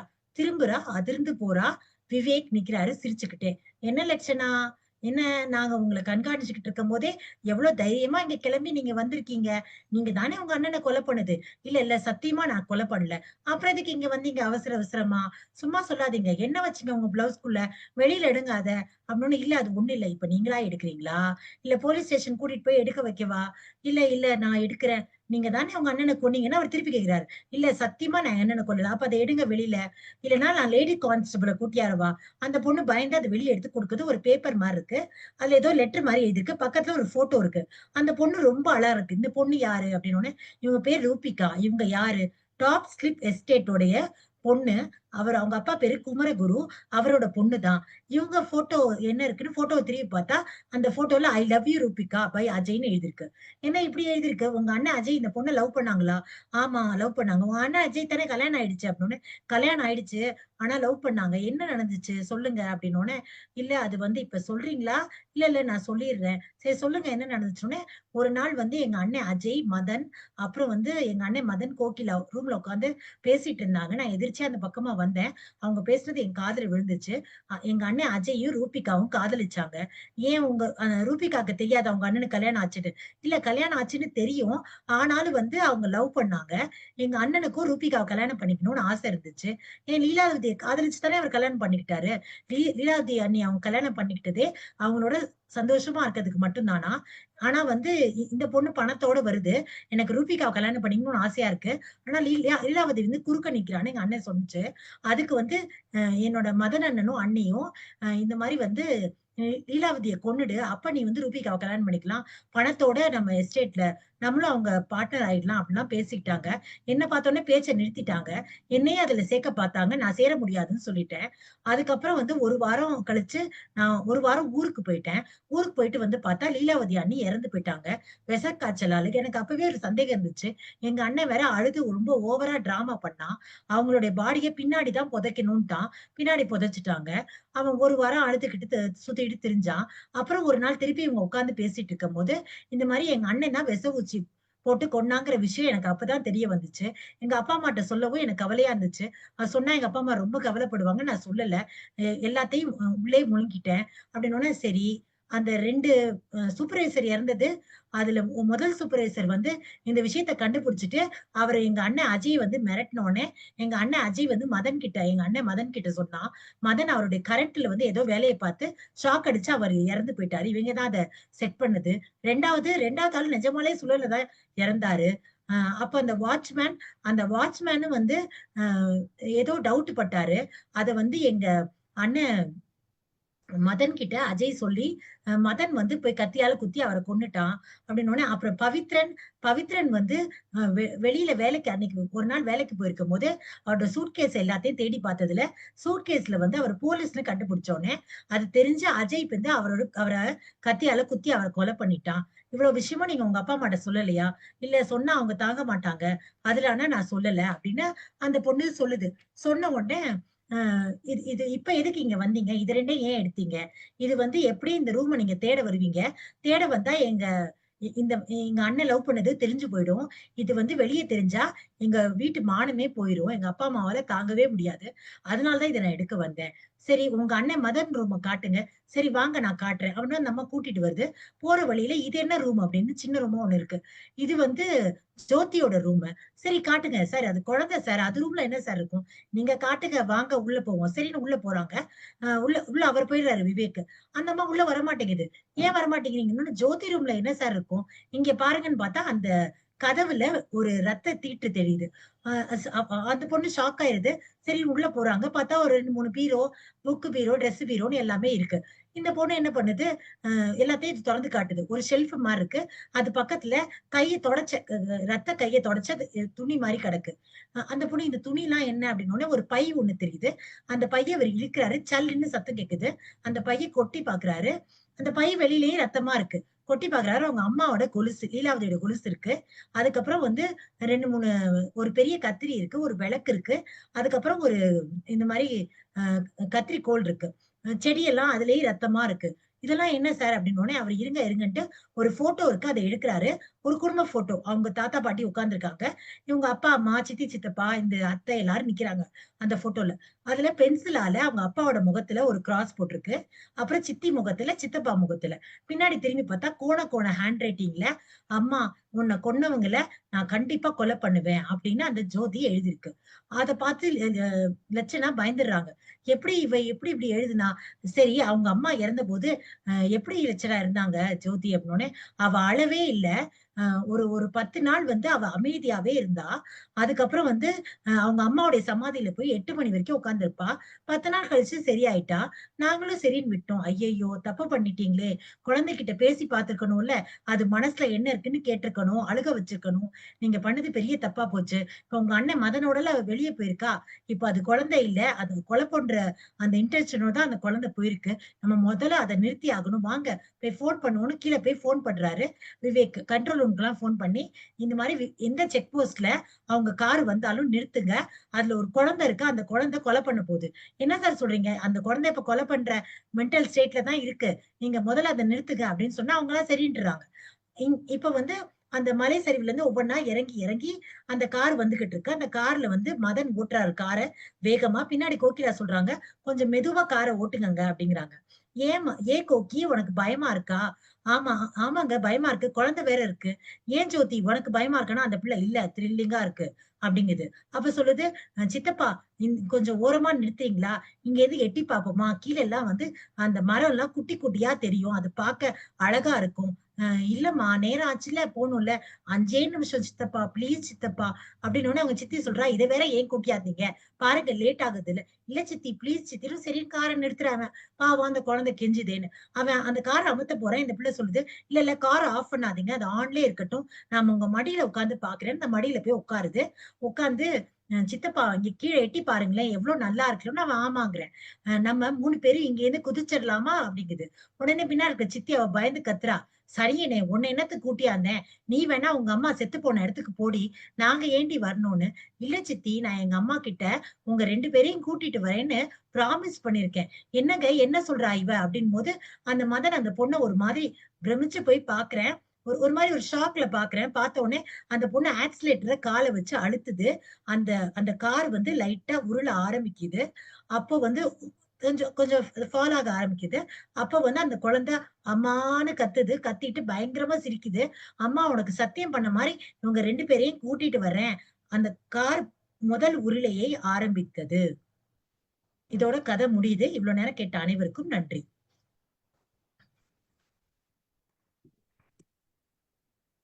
ஆ. ஒரு கை தட்டுவோம் சேவாக்கு. Thank you sir. அதான் மிகவும் அதாவது இவ்வளவு இடியாப்ப சிக்கல் உள்ள இவ்வளவு கேரக்டர் எப்படி ஞாபகம் வச்சுக்கிட்டுன்னு சொன்னீங்கன்னு எனக்கு புரியவே இல்லை. கடைசியா உங்க பொண்ணு மேல வந்து விழுந்திருக்கு, சின்ன பொண்ணு மேல. அதோட அந்த அந்த அந்த கதை உருளுது, குவார் உருள ஆரம்பிச்சதுன்னோட கதையை முடிச்சிட்டீங்க. அதான் அது அவ்வளவுதான் அது. அதுக்கு மேல என்ன உருண்டு அவங்க செத்தாங்கன்னு சொல்லணும்னு அவசியம் கிடையாது. எனக்கு ரொம்ப ஷாக்கா இருந்தது அந்த பவித்தரனுடைய கொலை. அவன் தான் பண்றன்னு உள்ள வந்து அவனே செத்து போறாங்க போதுதான் வந்து இருந்தது. எல்லாம் வான் பண்ணியிருக்காங்க, அங்க டீ கடைக்காரெல்லாம் வான் பண்ணியிருக்கான், இவர் கேட்கல. சரி, அவர் தலைவிதியா போயிட்டாரு. ஆனா இவ்வளோ கேரக்டர் எப்படி சேவா ஞாபகம் வச்சுட்டு சொன்னீங்க? எனக்கு புரிய இவ்வளோ சம்பவங்கள்லாம் கோத்து இந்த ரூமுக்கு போய் அந்த ரூமுக்கு போய் இவங்க போய் அப்பா மை காட், எனக்கு வந்து இந்த இந்த அளவுக்கு நினைவு இருக்கிறது டவுட்டு. நல்லா உங்களுடைய நினைவாற்றலுக்கு ஒரு பாராட்டு உண்மையாவே. Thank you sir. அருமை அருமை. ரொம்ப சார் நல்லா. இது அதாவது த்ரில் ராஜேஷ்குமார் நாவலாவே கிரைம் தான், அதை வந்து அருமையா பண்ணியிருக்கீங்க. அருமை அருமை. இந்த சொல்லுங்க. கதை கேட்கும் போது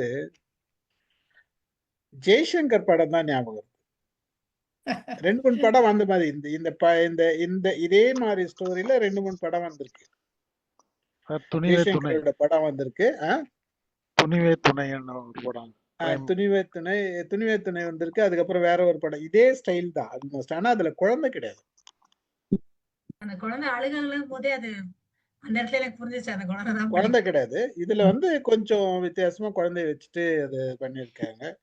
குழந்தையோட மனநிலை வந்து அந்த ஸ்டேட் கொண்டு போய் அது கொள்ற மாதிரி பண்ணியிருக்காங்க. ஓகே, நல்லா இருந்தது சேவா. அருமை அருமை. எப்பயுமே நீங்க அது ஒரு பெரிய நாவலா இருந்தா கூட அதை அழகா எடுத்து அந்த கேரக்டர்லாம் நல்லா உள்வாங்கி ரொம்ப அழகா சொல்வீங்க. அதுலயும் என்னன்னா அது கட கட கடன்னு அந்த ஃப்ளோ வந்துட்டே இருக்கும். அது வந்து பாராட்டுக்குரிய விஷயம். பாராட்டுக்கள். அதாவது நான் ஒன்று சொல்ல முடியும். அதாவது அந்த இருட்டில் நீங்கள் அந்த பவித்திரன் வந்து முத நாள் போய் இருட்டில் வெளியில் வந்து அந்த சிலைய ஒரு பொண்ணுன்னு நினச்சிட்டு பார்த்து சிலையா ஆகி அப்புறம் திருப்பி கிடுகிடுன்னு வரும்போது அந்த ஆட்சியை விட்டுட்டு அந்த அந்த சீன் உண்மையாகவே வந்து நம்ம இருட்டில் போகிற மாதிரி இருந்தது. Thank you sir. அது இருக்கணும் தான் நான் நினைச்சேன். இல்லை இல்லை, அது வந்து ரொம்ப நல்லா அந்த நேரேஷன் ரொம்ப அந்த பார்ட் நீங்கள் சொன்னதுலேயே எனக்கு ரொம்ப பிடிச்ச பார்ட் அதுதான். நம்மளே அந்த அந்த அந்த மாதிரி ஒரு இருட்டில் போற மாதிரி ஒரு ஃபீலிங் இருக்கு. அருமை. அதுதான் நான் பயந்து நைட் இந்த புக்கை படிக்க வேண்டாம், நாளைக்கு தான் படிச்சுக்கலாம். இல்ல இல்ல, த்ரில்லர்னா த்ரில்லர் தானே. அதுக்கு என்ன கிரைம்னா அதனுடைய பேஸே அதானே. பயமுறுத்த வைக்கிறது தானே அதனுடைய நோக்கமே. சரி, வாங்க மேடம். வசந்தி மேடம் வாங்க. ரொம்ப நல்லா இருந்துச்சு சேவா. ரொம்ப கேர்ஃபுல்லா கேட்க வேண்டியிருந்துச்சு, யாரை எங்கேயாவது விட்டுருவோமோ அப்படின்னு சொல்லிட்டு. நிறைய கேரக்டர்ஸ், நிறைய இன்சிடென்ட்ஸ், நிறைய த்ரில்லிங் அதை நல்லா எடுத்துட்டு போனீங்க. ரொம்ப கஷ்டம். நான்லாம் வந்து இதை பாதி படிச்சுட்டு சரி போகிறோம் அப்படின்னு கடைசி பக்கத்து 2 பார்த்து முடிச்சுட்டு வச்சிருவேன் இந்த கதையை. கண்டினியூ பண்ணியிருக்க மாட்டேன். ஆனால் வந்து சொன்ன விதம் ரொம்ப நல்லா இருந்துச்சு. ஒரு அகாத்தா கிறிஸ்டியோட நாவல் படிக்கிறாப்புல இருந்துச்சு. அதை பேஸ் பண்ணி தான் அவர் எழுதியிருக்கலாம் ஒருவேளை. இன்னொன்று என்னன்னா, அந்த கடைசியில் அந்த குழந்தைய வச்சுட்டு வைக்கிறாங்க. ஆனால் எனக்கு அந்த குழந்தை எத்தனை வயசுன்னு சொன்னீங்க? 10 வயசு. 10 வயசு. ஆமா. ஆனா ஏன்னா அந்த ஆக்சிலரேட்டர் மிடிக்கிற அளவு அதுக்கு ஹைட் இருக்குமா அப்படின்னு நினைச்சேன் நான். ஏன்னா மடியில உட்காந்துருக்கு. அப்ப மடியில இருந்து ஹையா இருக்கும் அது. ஒருத்தர் மடியில உட்காந்து நீங்க சீட்ல உட்காந்தாலும் ஆக்சிலரேட்டர் மிதிக்கலாம். இவ ஏற்கனவே மேல உட்கார்ந்து இருக்கிறா. சோ ஆக்சிலரேட்டர் எப்படி அந்த நடுவு இடத்துல உட்கார்ந்தா மிதிக்கலாம் இல்லையா? என்னங்க? அவர் சீட்டுக்கு, அதாவது அந்த அவங்க மதன் அவங்க சித்தப்பாவுடைய மடியில அந்த ஸ்டியரிங்ல உட்கார்ந்து இருந்தா.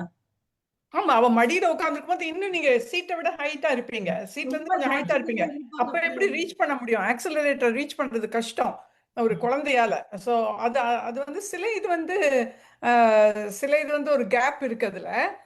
சில இதுல அந்த கேப் வந்து இது ரியலிஸ்டிக்கா எழுதியிருக்காரு அவரு. ஆனா வந்து ஆக்சிலரேட்டர் மிதிச்சாலும் லாஜிக் எல்லாம் நம்ம ரொம்ப எதிர்பார்க்கணும். ஆமா ஆமா ஆமா. மிதிச்சாலும் நான் இப்ப நம்ம ஓட்டிட்டு இருக்கோம். நம்ம மடியில ஒரு குழந்தை உட்காந்துச்சுன்னா அது அப்ப ரீச் பண்ணதுனால நம்ம தள்ளி விட முடியும்ல. தள்ளி என்ன வாட் ஆர் யூ டூயிங் அப்படின்ட்டு தள்ளி விட முடியும். ஸோ அதெல்லாம் பண்ணாம வந்து அலோ பண்ணி ஆக்சிலரேட்டர் மிதிச்சு அது உருண்டு விழுந்துச்சுன்னா கதை முடியணும்ல. ஸோ அந்த மாதிரி நினைச்சேன். நல்லா இருந்துச்சு. ஆனா நல்லா இருந்துச்சு. Thank you ma'am. Sir Sivakumar sir. சூப்பர்மா, சூப்பர், எக்ஸலன்ட். 7வது கொலை பண்ணிருக்கு அந்த பொண்ணு. 7வது கொலை. 6வது அந்த பொண்ணு சேர்த்து போயிடுது இல்லையா? Okay okay. அப்ப 8 கொலை. சரி, அந்த பொண்ணு ஜோதி இறந்து போயிடுது.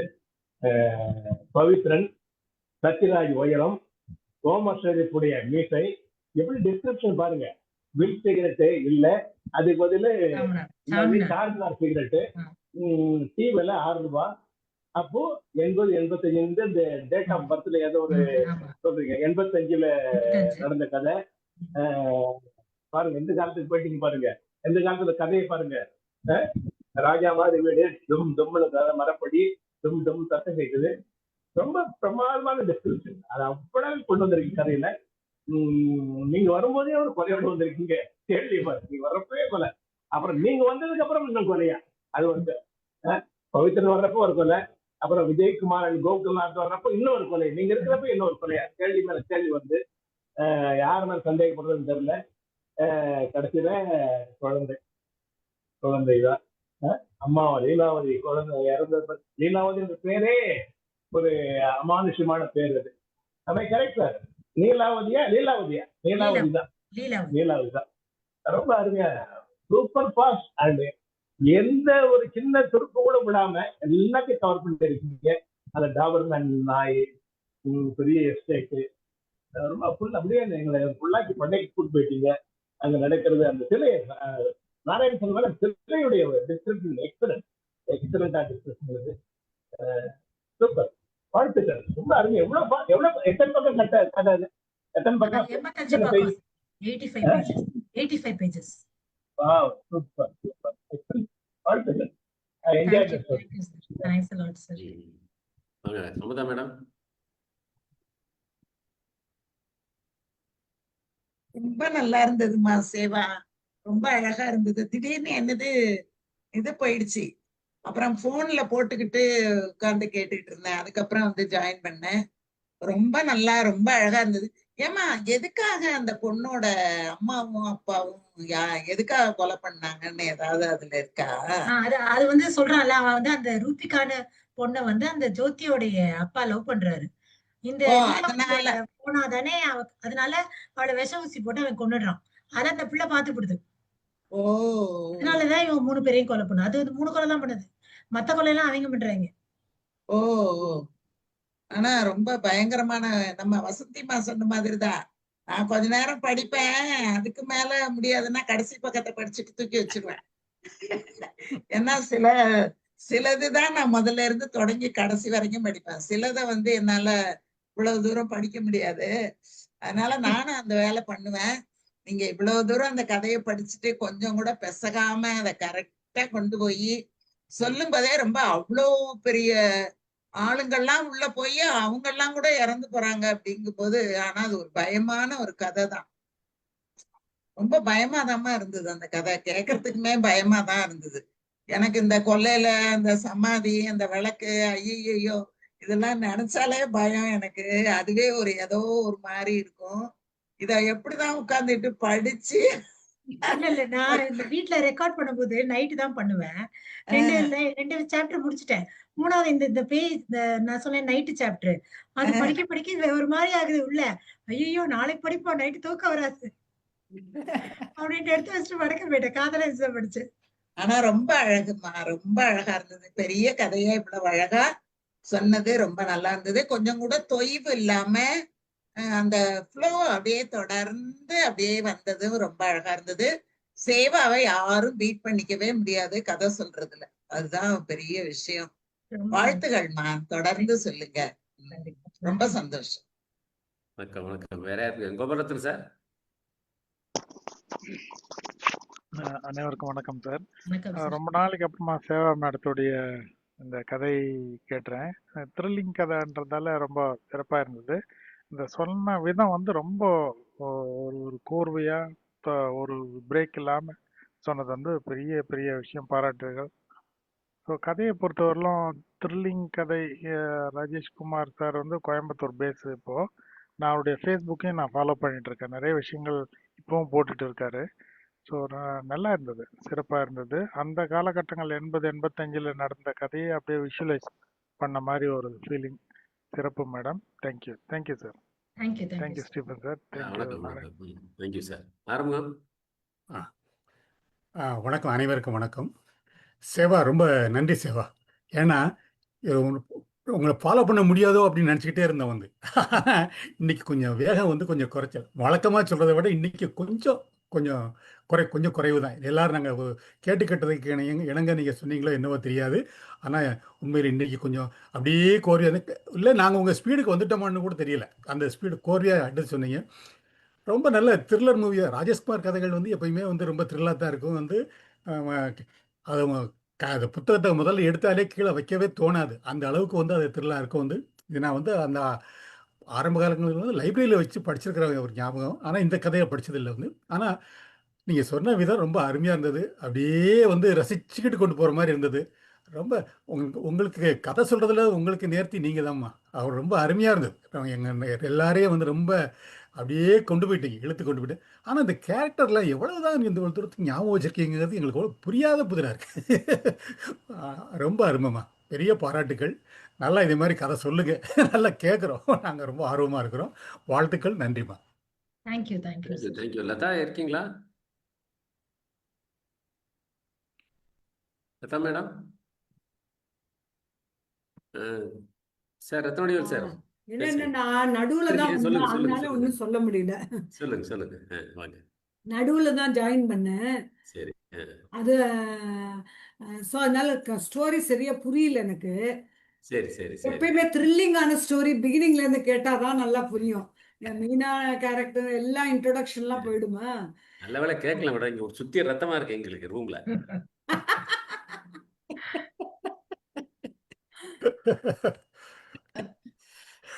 ரெக்கார்டிங் கேட்டு சொல்லுங்க. தோல்ல கூட ரத்தம் இருந்ததுன்னு சொன்னீங்களே, அது என்ன அது? தொட்டு அது ஆமா, பாத்தீங்கன்னா அந்த அதெல்லாம் குழந்தைய ஒரு நம்ம loophole தூக்கி மா. இருக்கோம். என்னம்மா? இல்ல அதுவா இருக்கலாம் நான் நினைக்கிறேன். எனக்கு தெரியல. இல்ல, அதெல்லாம் எக்ஸ்பிளைனே பண்ணல, அப்படி விட்டாரு. ஆமா. ஆமா. சரி. ரத்னவடிவேல் சில சார். விஷயங்கள்லாம் நமக்கு தகுந்த மாதிரி கற்பனை பண்ணிக்க வேண்டியதுதான். ஆமா. அவ்வளவுதான். நீங்க அப்பதானே பயம் இருக்கும். அதாவது நாவலே வந்து வாசகர்களை பயமுறுத்துறது தானே நோக்கமே. ரத்னவடிவேல் சார் வாங்க. ரொம்ப நாள் ஆச்சு. வணக்கம். வணக்கம். நானும் கொஞ்சம் தாமதமாக தான் வந்தேன் சேர்ந்தேன். ஆனால் அந்த சிவகாண்ட அந்த ஸ்பீடு எப்படி சொல்றேன்னு எனக்கு தெரியல. அது ஆர்வம் சார் சொன்னார், என்ன கொஞ்சம் குறைஞ்சு போச்சுன்ற மாதிரி பேசினார் போல இருக்கு. ஆனா அதுவே இவ்வளவு பெரிய ஸ்பீடா இருந்து நான் யோசிச்சேன், என்னண்டு கதை சொல்ற ஆட்கள் பொதுவாக ஆறுதலா இருந்து கொஞ்சம் நின்று நிறுத்தி நிதானமா தான் சொல்லுவாங்க. இதுல நிதானம் இருந்தது, அதுல இல்ல, நின்று நிறுத்தி சொல்லுவாங்க. இது ஒரு அப்படி அந்த என்ன சொல்ற மட திறந்த வெள்ளம் போல அப்படியே அடிச்சு கொண்டு போயிட்டது. இது ரொம்ப அருமையா இருந்து கேட்க. ஆனா கேட்டு அவ்வளவுமே சுவாரஸ்யமா இருந்துச்சு அந்த கதை. கொஞ்சம் புரியறதுல கொஞ்சம் கஷ்டமா இருந்தாலும், ஆனால் அந்த அந்த அந்த அந்த பேசிக் விஷயம் புரியக்கூடிய மாதிரி இருந்தது. நல்ல அருமையா இருந்தது. பாராட்டுக்கள். வழக்கம் போல திறமையான கதை சொல்லி. வணக்கம். Thank you thank you. தேங்க்யூ. அப்பா பேசுவாங்களாமா? பேசுவாங்க. அப்பா பேசுவீங்களா? அப்பா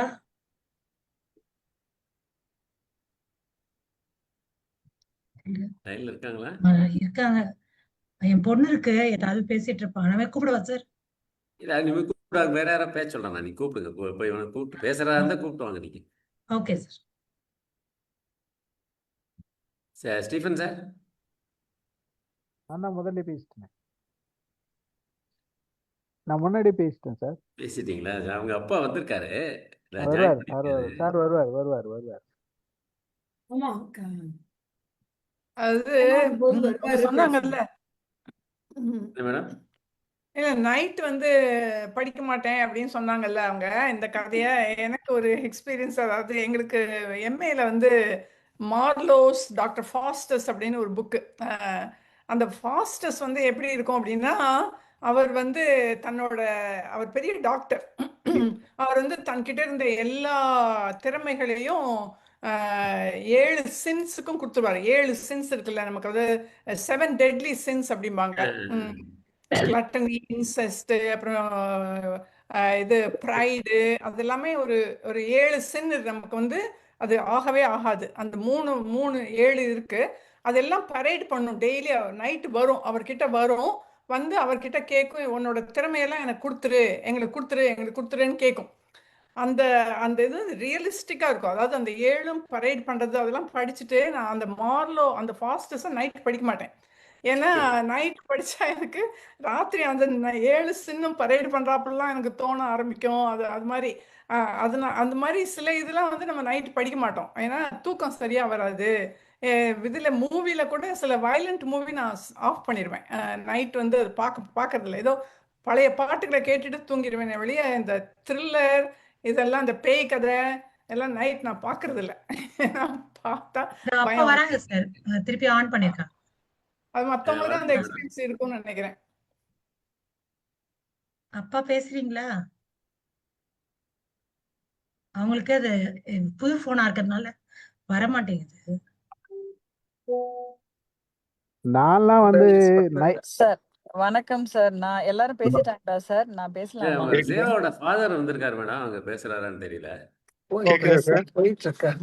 இல்ல, பேசுங்க பேசுங்க சார். வணக்கம். வணக்கம் எல்லாருக்கும் வணக்கம். வணக்கம் சார். வணக்கம் எவ்வளவு சார். புகழ்ந்து பேசுறீங்க அவ பேசுறது, அடேங்கப்பா கேட்கறதுக்கே ஒரு மாதிரியா இருக்கு. உங்க எல்லாரோடவும் அவ நல்லா பேசுறா, நீங்க எல்லாம் பேசுறதுக்குன்னே இருக்கவங்க. அவ கதை தான் சொல்றா, நீங்க உங்களுடைய விஷயங்களை அருமையா பேசுவீங்க. ஆனா நல்லா படிச்சா. எனக்கு 2 தடவை சொன்ன கதையை நான் முதல்ல சொன்னோன்னு கேட்டுட்டு பரவாயில்லம்மா இது போடு அப்படின்னா அப்புறம் தான் உங்களுக்கு அந்த இதுவை போட்டா. உங்களுக்கு போடுறதுக்கு முன்னாடி என்கிட்ட சொல்லுவா, இந்த கதை போடலாமாப்பான்னு. நல்லா இருக்குடா, அது ஒன்றும் தப்பு இல்லை அப்படிமே. சில கதை பிடிக்கலன்னா வேண்டாண்டா அதை விட்டுருன்னு சொல்லுவேன். நல்லா இப்ப முன்ன விட கொஞ்சம் நிதானமா தான் பேசுறா. ஆமா சார். ஆனா அந்த கேரக்டர்ஸ் எப்படி ஞாபகம் வச்சுக்கிறான்னு எனக்கே புரியல இன்னைக்கு வரைக்கும். அதுதான் எங்களுக்கும் புதுமையா இருக்குது. எப்படி அது நம்மளால 2 பேரே சார் இன்னைக்கு இருக்கையில, முதல்ல சார் எல்லாம் நான் வந்து ஒரு 50 நம்பர் 100 நம்பர் ஞாபகம் வச்சிருப்பேன். இப்ப இவ நம்பரே நான் பார்க்கணும்னா செல்லுல தான் போட்டு பார்க்கணும், ஞாபகம் வராது. ஏஜ் ஒரு வித்தியாசம் இருக்கு இருந்தாலும். ஆனா இவ எப்படி இதெல்லாம் எழுதாம ஒவ்வொரு ஆள் பேரையும் கரெக்டா சொல்லி ஒவ்வொரு குழந்தை ஒவ்வொருத்தர் சித்தி அக்கா அதெல்லாம் நல்லா சொல்றான். நீங்க பாராட்டுனது ரொம்ப மகிழ்ச்சி. எல்லாருக்கும் எல்லாருக்கும் ஒரு நன்றி. ரொம்ப thanks sir. Thank you thank you sir. மகிழ்ச்சி. நீங்க வந்து மகிழ்ச்சி சார். தேவாவோட ஆர்டிக்கல் படிச்சோம்னா எப்படி சொல்றாங்கன்றது எல்லாருக்கும் புரிஞ்சிடும். ஏன் என்ன சார்? எப்படி தேவாவோட ஆர்டிக்கல் இப்ப புக்ல வரப்போதில்ல, உங்களை பத்தி உங்களை எழுதியிருக்காங்கல்ல, பத்தி தானே எழுதியிருக்காங்க. அது விட்டுருங்க. அது அத வந்து படிச்ச என்னுடைய அத அத கேட்டு கேட்டு படிச்சா நான் வேண்டான்னு கேட்க இல்ல இல்ல மாட்டேன்னு எழுதி சார், வாங்கியிருக்கேன். அருமையா இருக்கு சார், அருமையா இருக்கு சார், அருமையா நல்லா இருக்கு, ரைட்டு. எழுதியிருக்காங்க. இருந்தாலும் நல்ல நிறைய நட விஷயங்கள் வெளியே தெரியக்கூடாதுன்னு வச்சிருந்தேன். இல்ல நான் இவளுடைய ஒன்றும் பிடிவாதத்துக்கும் சரி சேவா எனக்கு செல்ல மக வேற, அதனால ஒண்ணும் பண்ண முடியாம போச்சு. நல்லா இல்ல சார், இருக்குது. நல்ல நாங்க அனுபவங்கள் வெளியே வரணும் நல்ல சார். அதெல்லாம் அனுபவங்கள். அது அனுபவங்கள்லாம் வந்து முடிஞ்சு போச்சு சார். 50 வருஷம் ஆச்சு இல்லையா? சார் அது அது ஒரு லெசன் இல்ல தான் சார் அன்னைக்கு வந்து நம்ம மற்றவங்களுக்கு. ஒரு ஒரு ஒரு விவேகத்துல ஒரு வேகத்துல எதையும் செய்யணுங்கிற ஒரு துணிச்சல்ல எல்லாம் பண்ணணும். நம்ம என்ன ஒரு மாசம் ஒரு வருஷத்துல 3 படம் எடுக்கிறது ஈஸியா? அதான் அதான். மிஷின் மாதிரி பண்ண எல்லாத்தையும். ஏதோ ஒரு வேகம். அதுதான் அதுவும் அந்த இன்கம் டாக்ஸ் ரைடு வந்த பிற்பாடு ஆ, நான் நினைக்கிறதை விட பல மடங்கு பெரிய ஆளாகணும்னு வந்தது தானே அது. அவ்வளவு அவர்தான் சொல்லிட்டாரு ஆடிட்டர், நீங்க இனி என்ன சொன்னாலும் 10 வருஷம் அவங்க திரும்பி உங்கள்கிட்ட வர்றதுக்கு. ஏன்னா இந்த கணக்கை முடிச்சு கொடுக்குறீங்க, யாரும் வர மாட்டாங்க, நீ என்ன வேணுமோ பண்ணுப்பா அப்படின்னாரு. அப்புறம் தான் 3 படம் 4 படம் இஷ்டத்துக்கு என்னென்னலாம் ரெக்கார்ட் பண்ண முடியுமோ பண்ணியாச்சு. நான் பண்ண அளவு யாருமே இண்டஸ்ட்ரியில பண்ணல. அதான். ஆனா வெளியே ஒரே தெரியல நாள்ல சார். 3 ஷூட்டிங் எல்லாம் யாருக்குமே நடக்கல. Excellent sir. நாங்க அதை இன்னும் பப்ளிஷ் பண்ணல, பட் படிச்சதுனால எங்களுக்கு அந்த அனுபவம் தெரிஞ்சிச்சு. ஆனா ஒருத்தர் ஏறுதலுக்கு முன்னேறாருன்றத பார்த்து இந்த சமுதாயம் எப்படியெல்லாம் நடந்துக்குதுன்றத வந்து நம்ம பார்க்க வேண்டிய விஷயம் இருக்காது. இல்ல ஒரு பீரியட் நான் விட்டதுக்கு காரணமே மம்முட்டிக்கு அதுதான் சம்பளம் 50,000 ரூபாய்ன்னு வந்தது.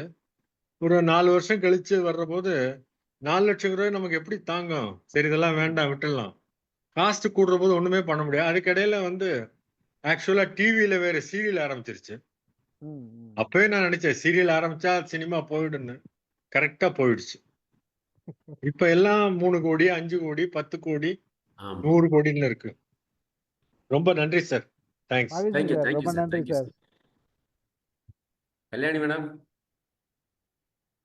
வணக்கம் சார். நாராயணமூர்த்தி சார், என் கூட ஒரு ஃப்ரெண்ட் இருக்காங்க.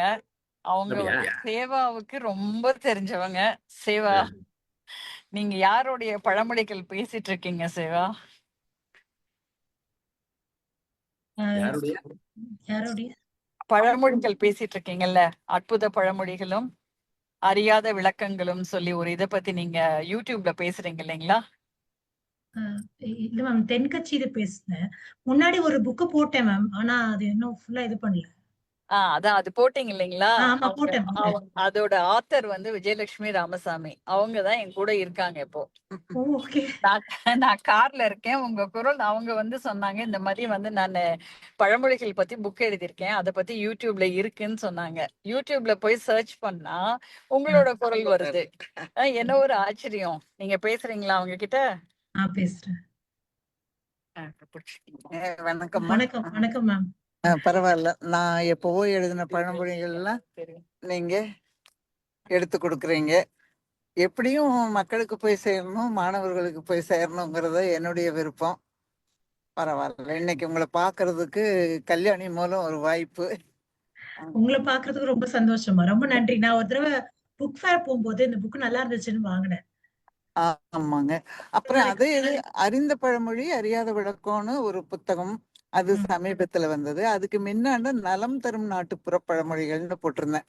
அது வந்து முழுக்க முழுக்க நம்மளுடைய உணவு பழக்க வழக்கங்கள், ஆரோக்கியமா வாழ்றதுக்கு என்னென்ன உணவு சாப்பிடணும் அப்படின்னு அது வானதி பதிப்பகம் போட்டாங்க.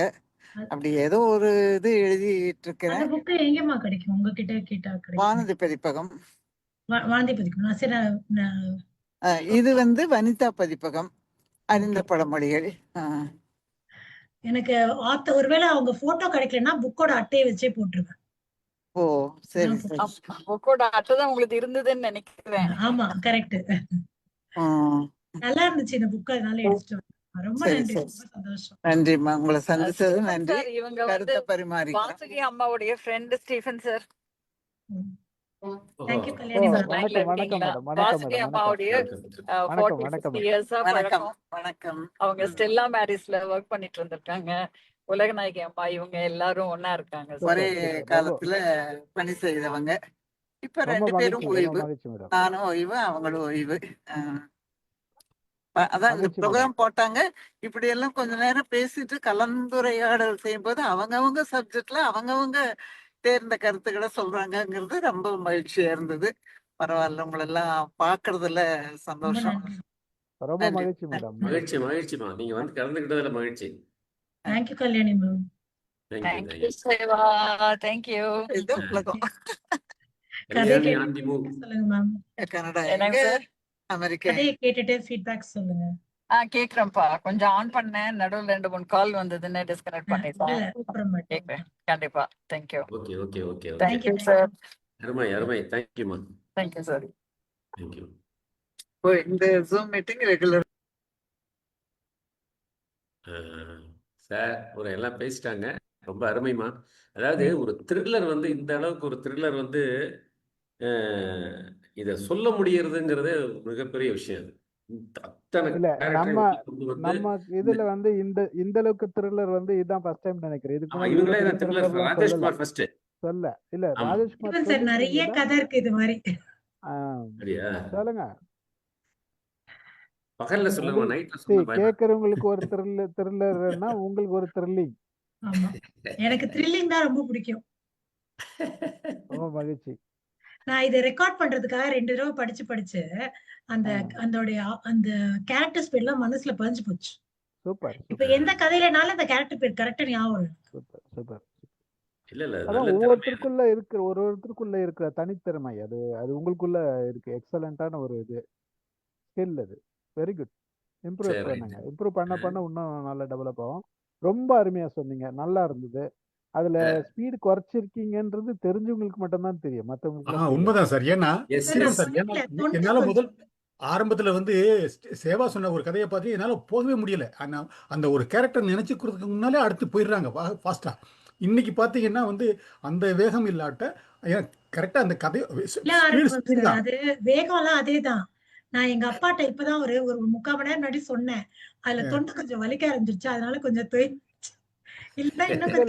இல்ல வேகம் இருந்தது. வேகம் பெருசா குறைச்ச மாதிரி இல்ல. அந்த ஃப்ளோல வந்து கேரக்டர் வரும்போது டக்கு டக்குன்னு எல்லாருக்கும் புரிஞ்சுது. இப்போ நாங்க புரிஞ்சுக்கிட்டோம். நாங்க உங்கள ஃபாலோ பண்ணிட்டோம். அவ்வளவுதான். இப்போ புரிஞ்சுட்டு கரெக்ட்டா உங்களுக்கு இத பிக்கப் நீங்க வந்து சொல்றத வந்து அப்படியே ஃபாலோ பண்ற அளவுக்கு நாங்க கொஞ்சம் வந்துட்டோம் வந்து. இப்போ ஆமா, எனக்கெல்லாம் கொஞ்சம் ஆறுமுகம் சார் கரெக்டா சொல்றீங்க சார். நம்ம உண்மதான். ஸ்பீடு கொஞ்சம் அதிகமா இருக்கு. ஆமா. இன்னைக்கு நல்லா தான் இருந்தது. ஆக்சுவலா ஸ்பீடு இருந்தது ஒழிய புரியிற மாதிரி இருந்தது. இன்றைக்கு வந்து ரொம்ப அதுதான். ரொம்ப அருமையா இருந்தது. நல்ல நல்ல பெரிய பாராட்டுகள் நம்ம. வாழ்த்துக்கள். Thank you sir.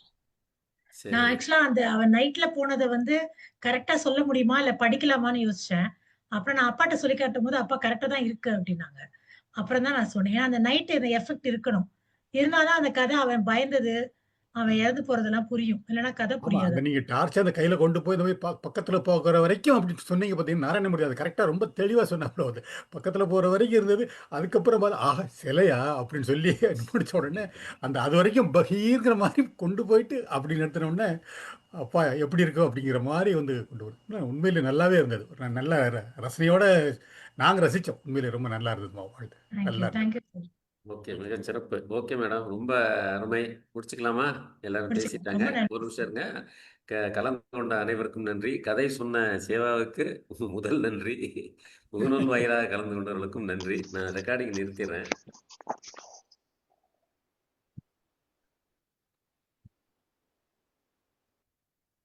பாராட்டுக்கள்.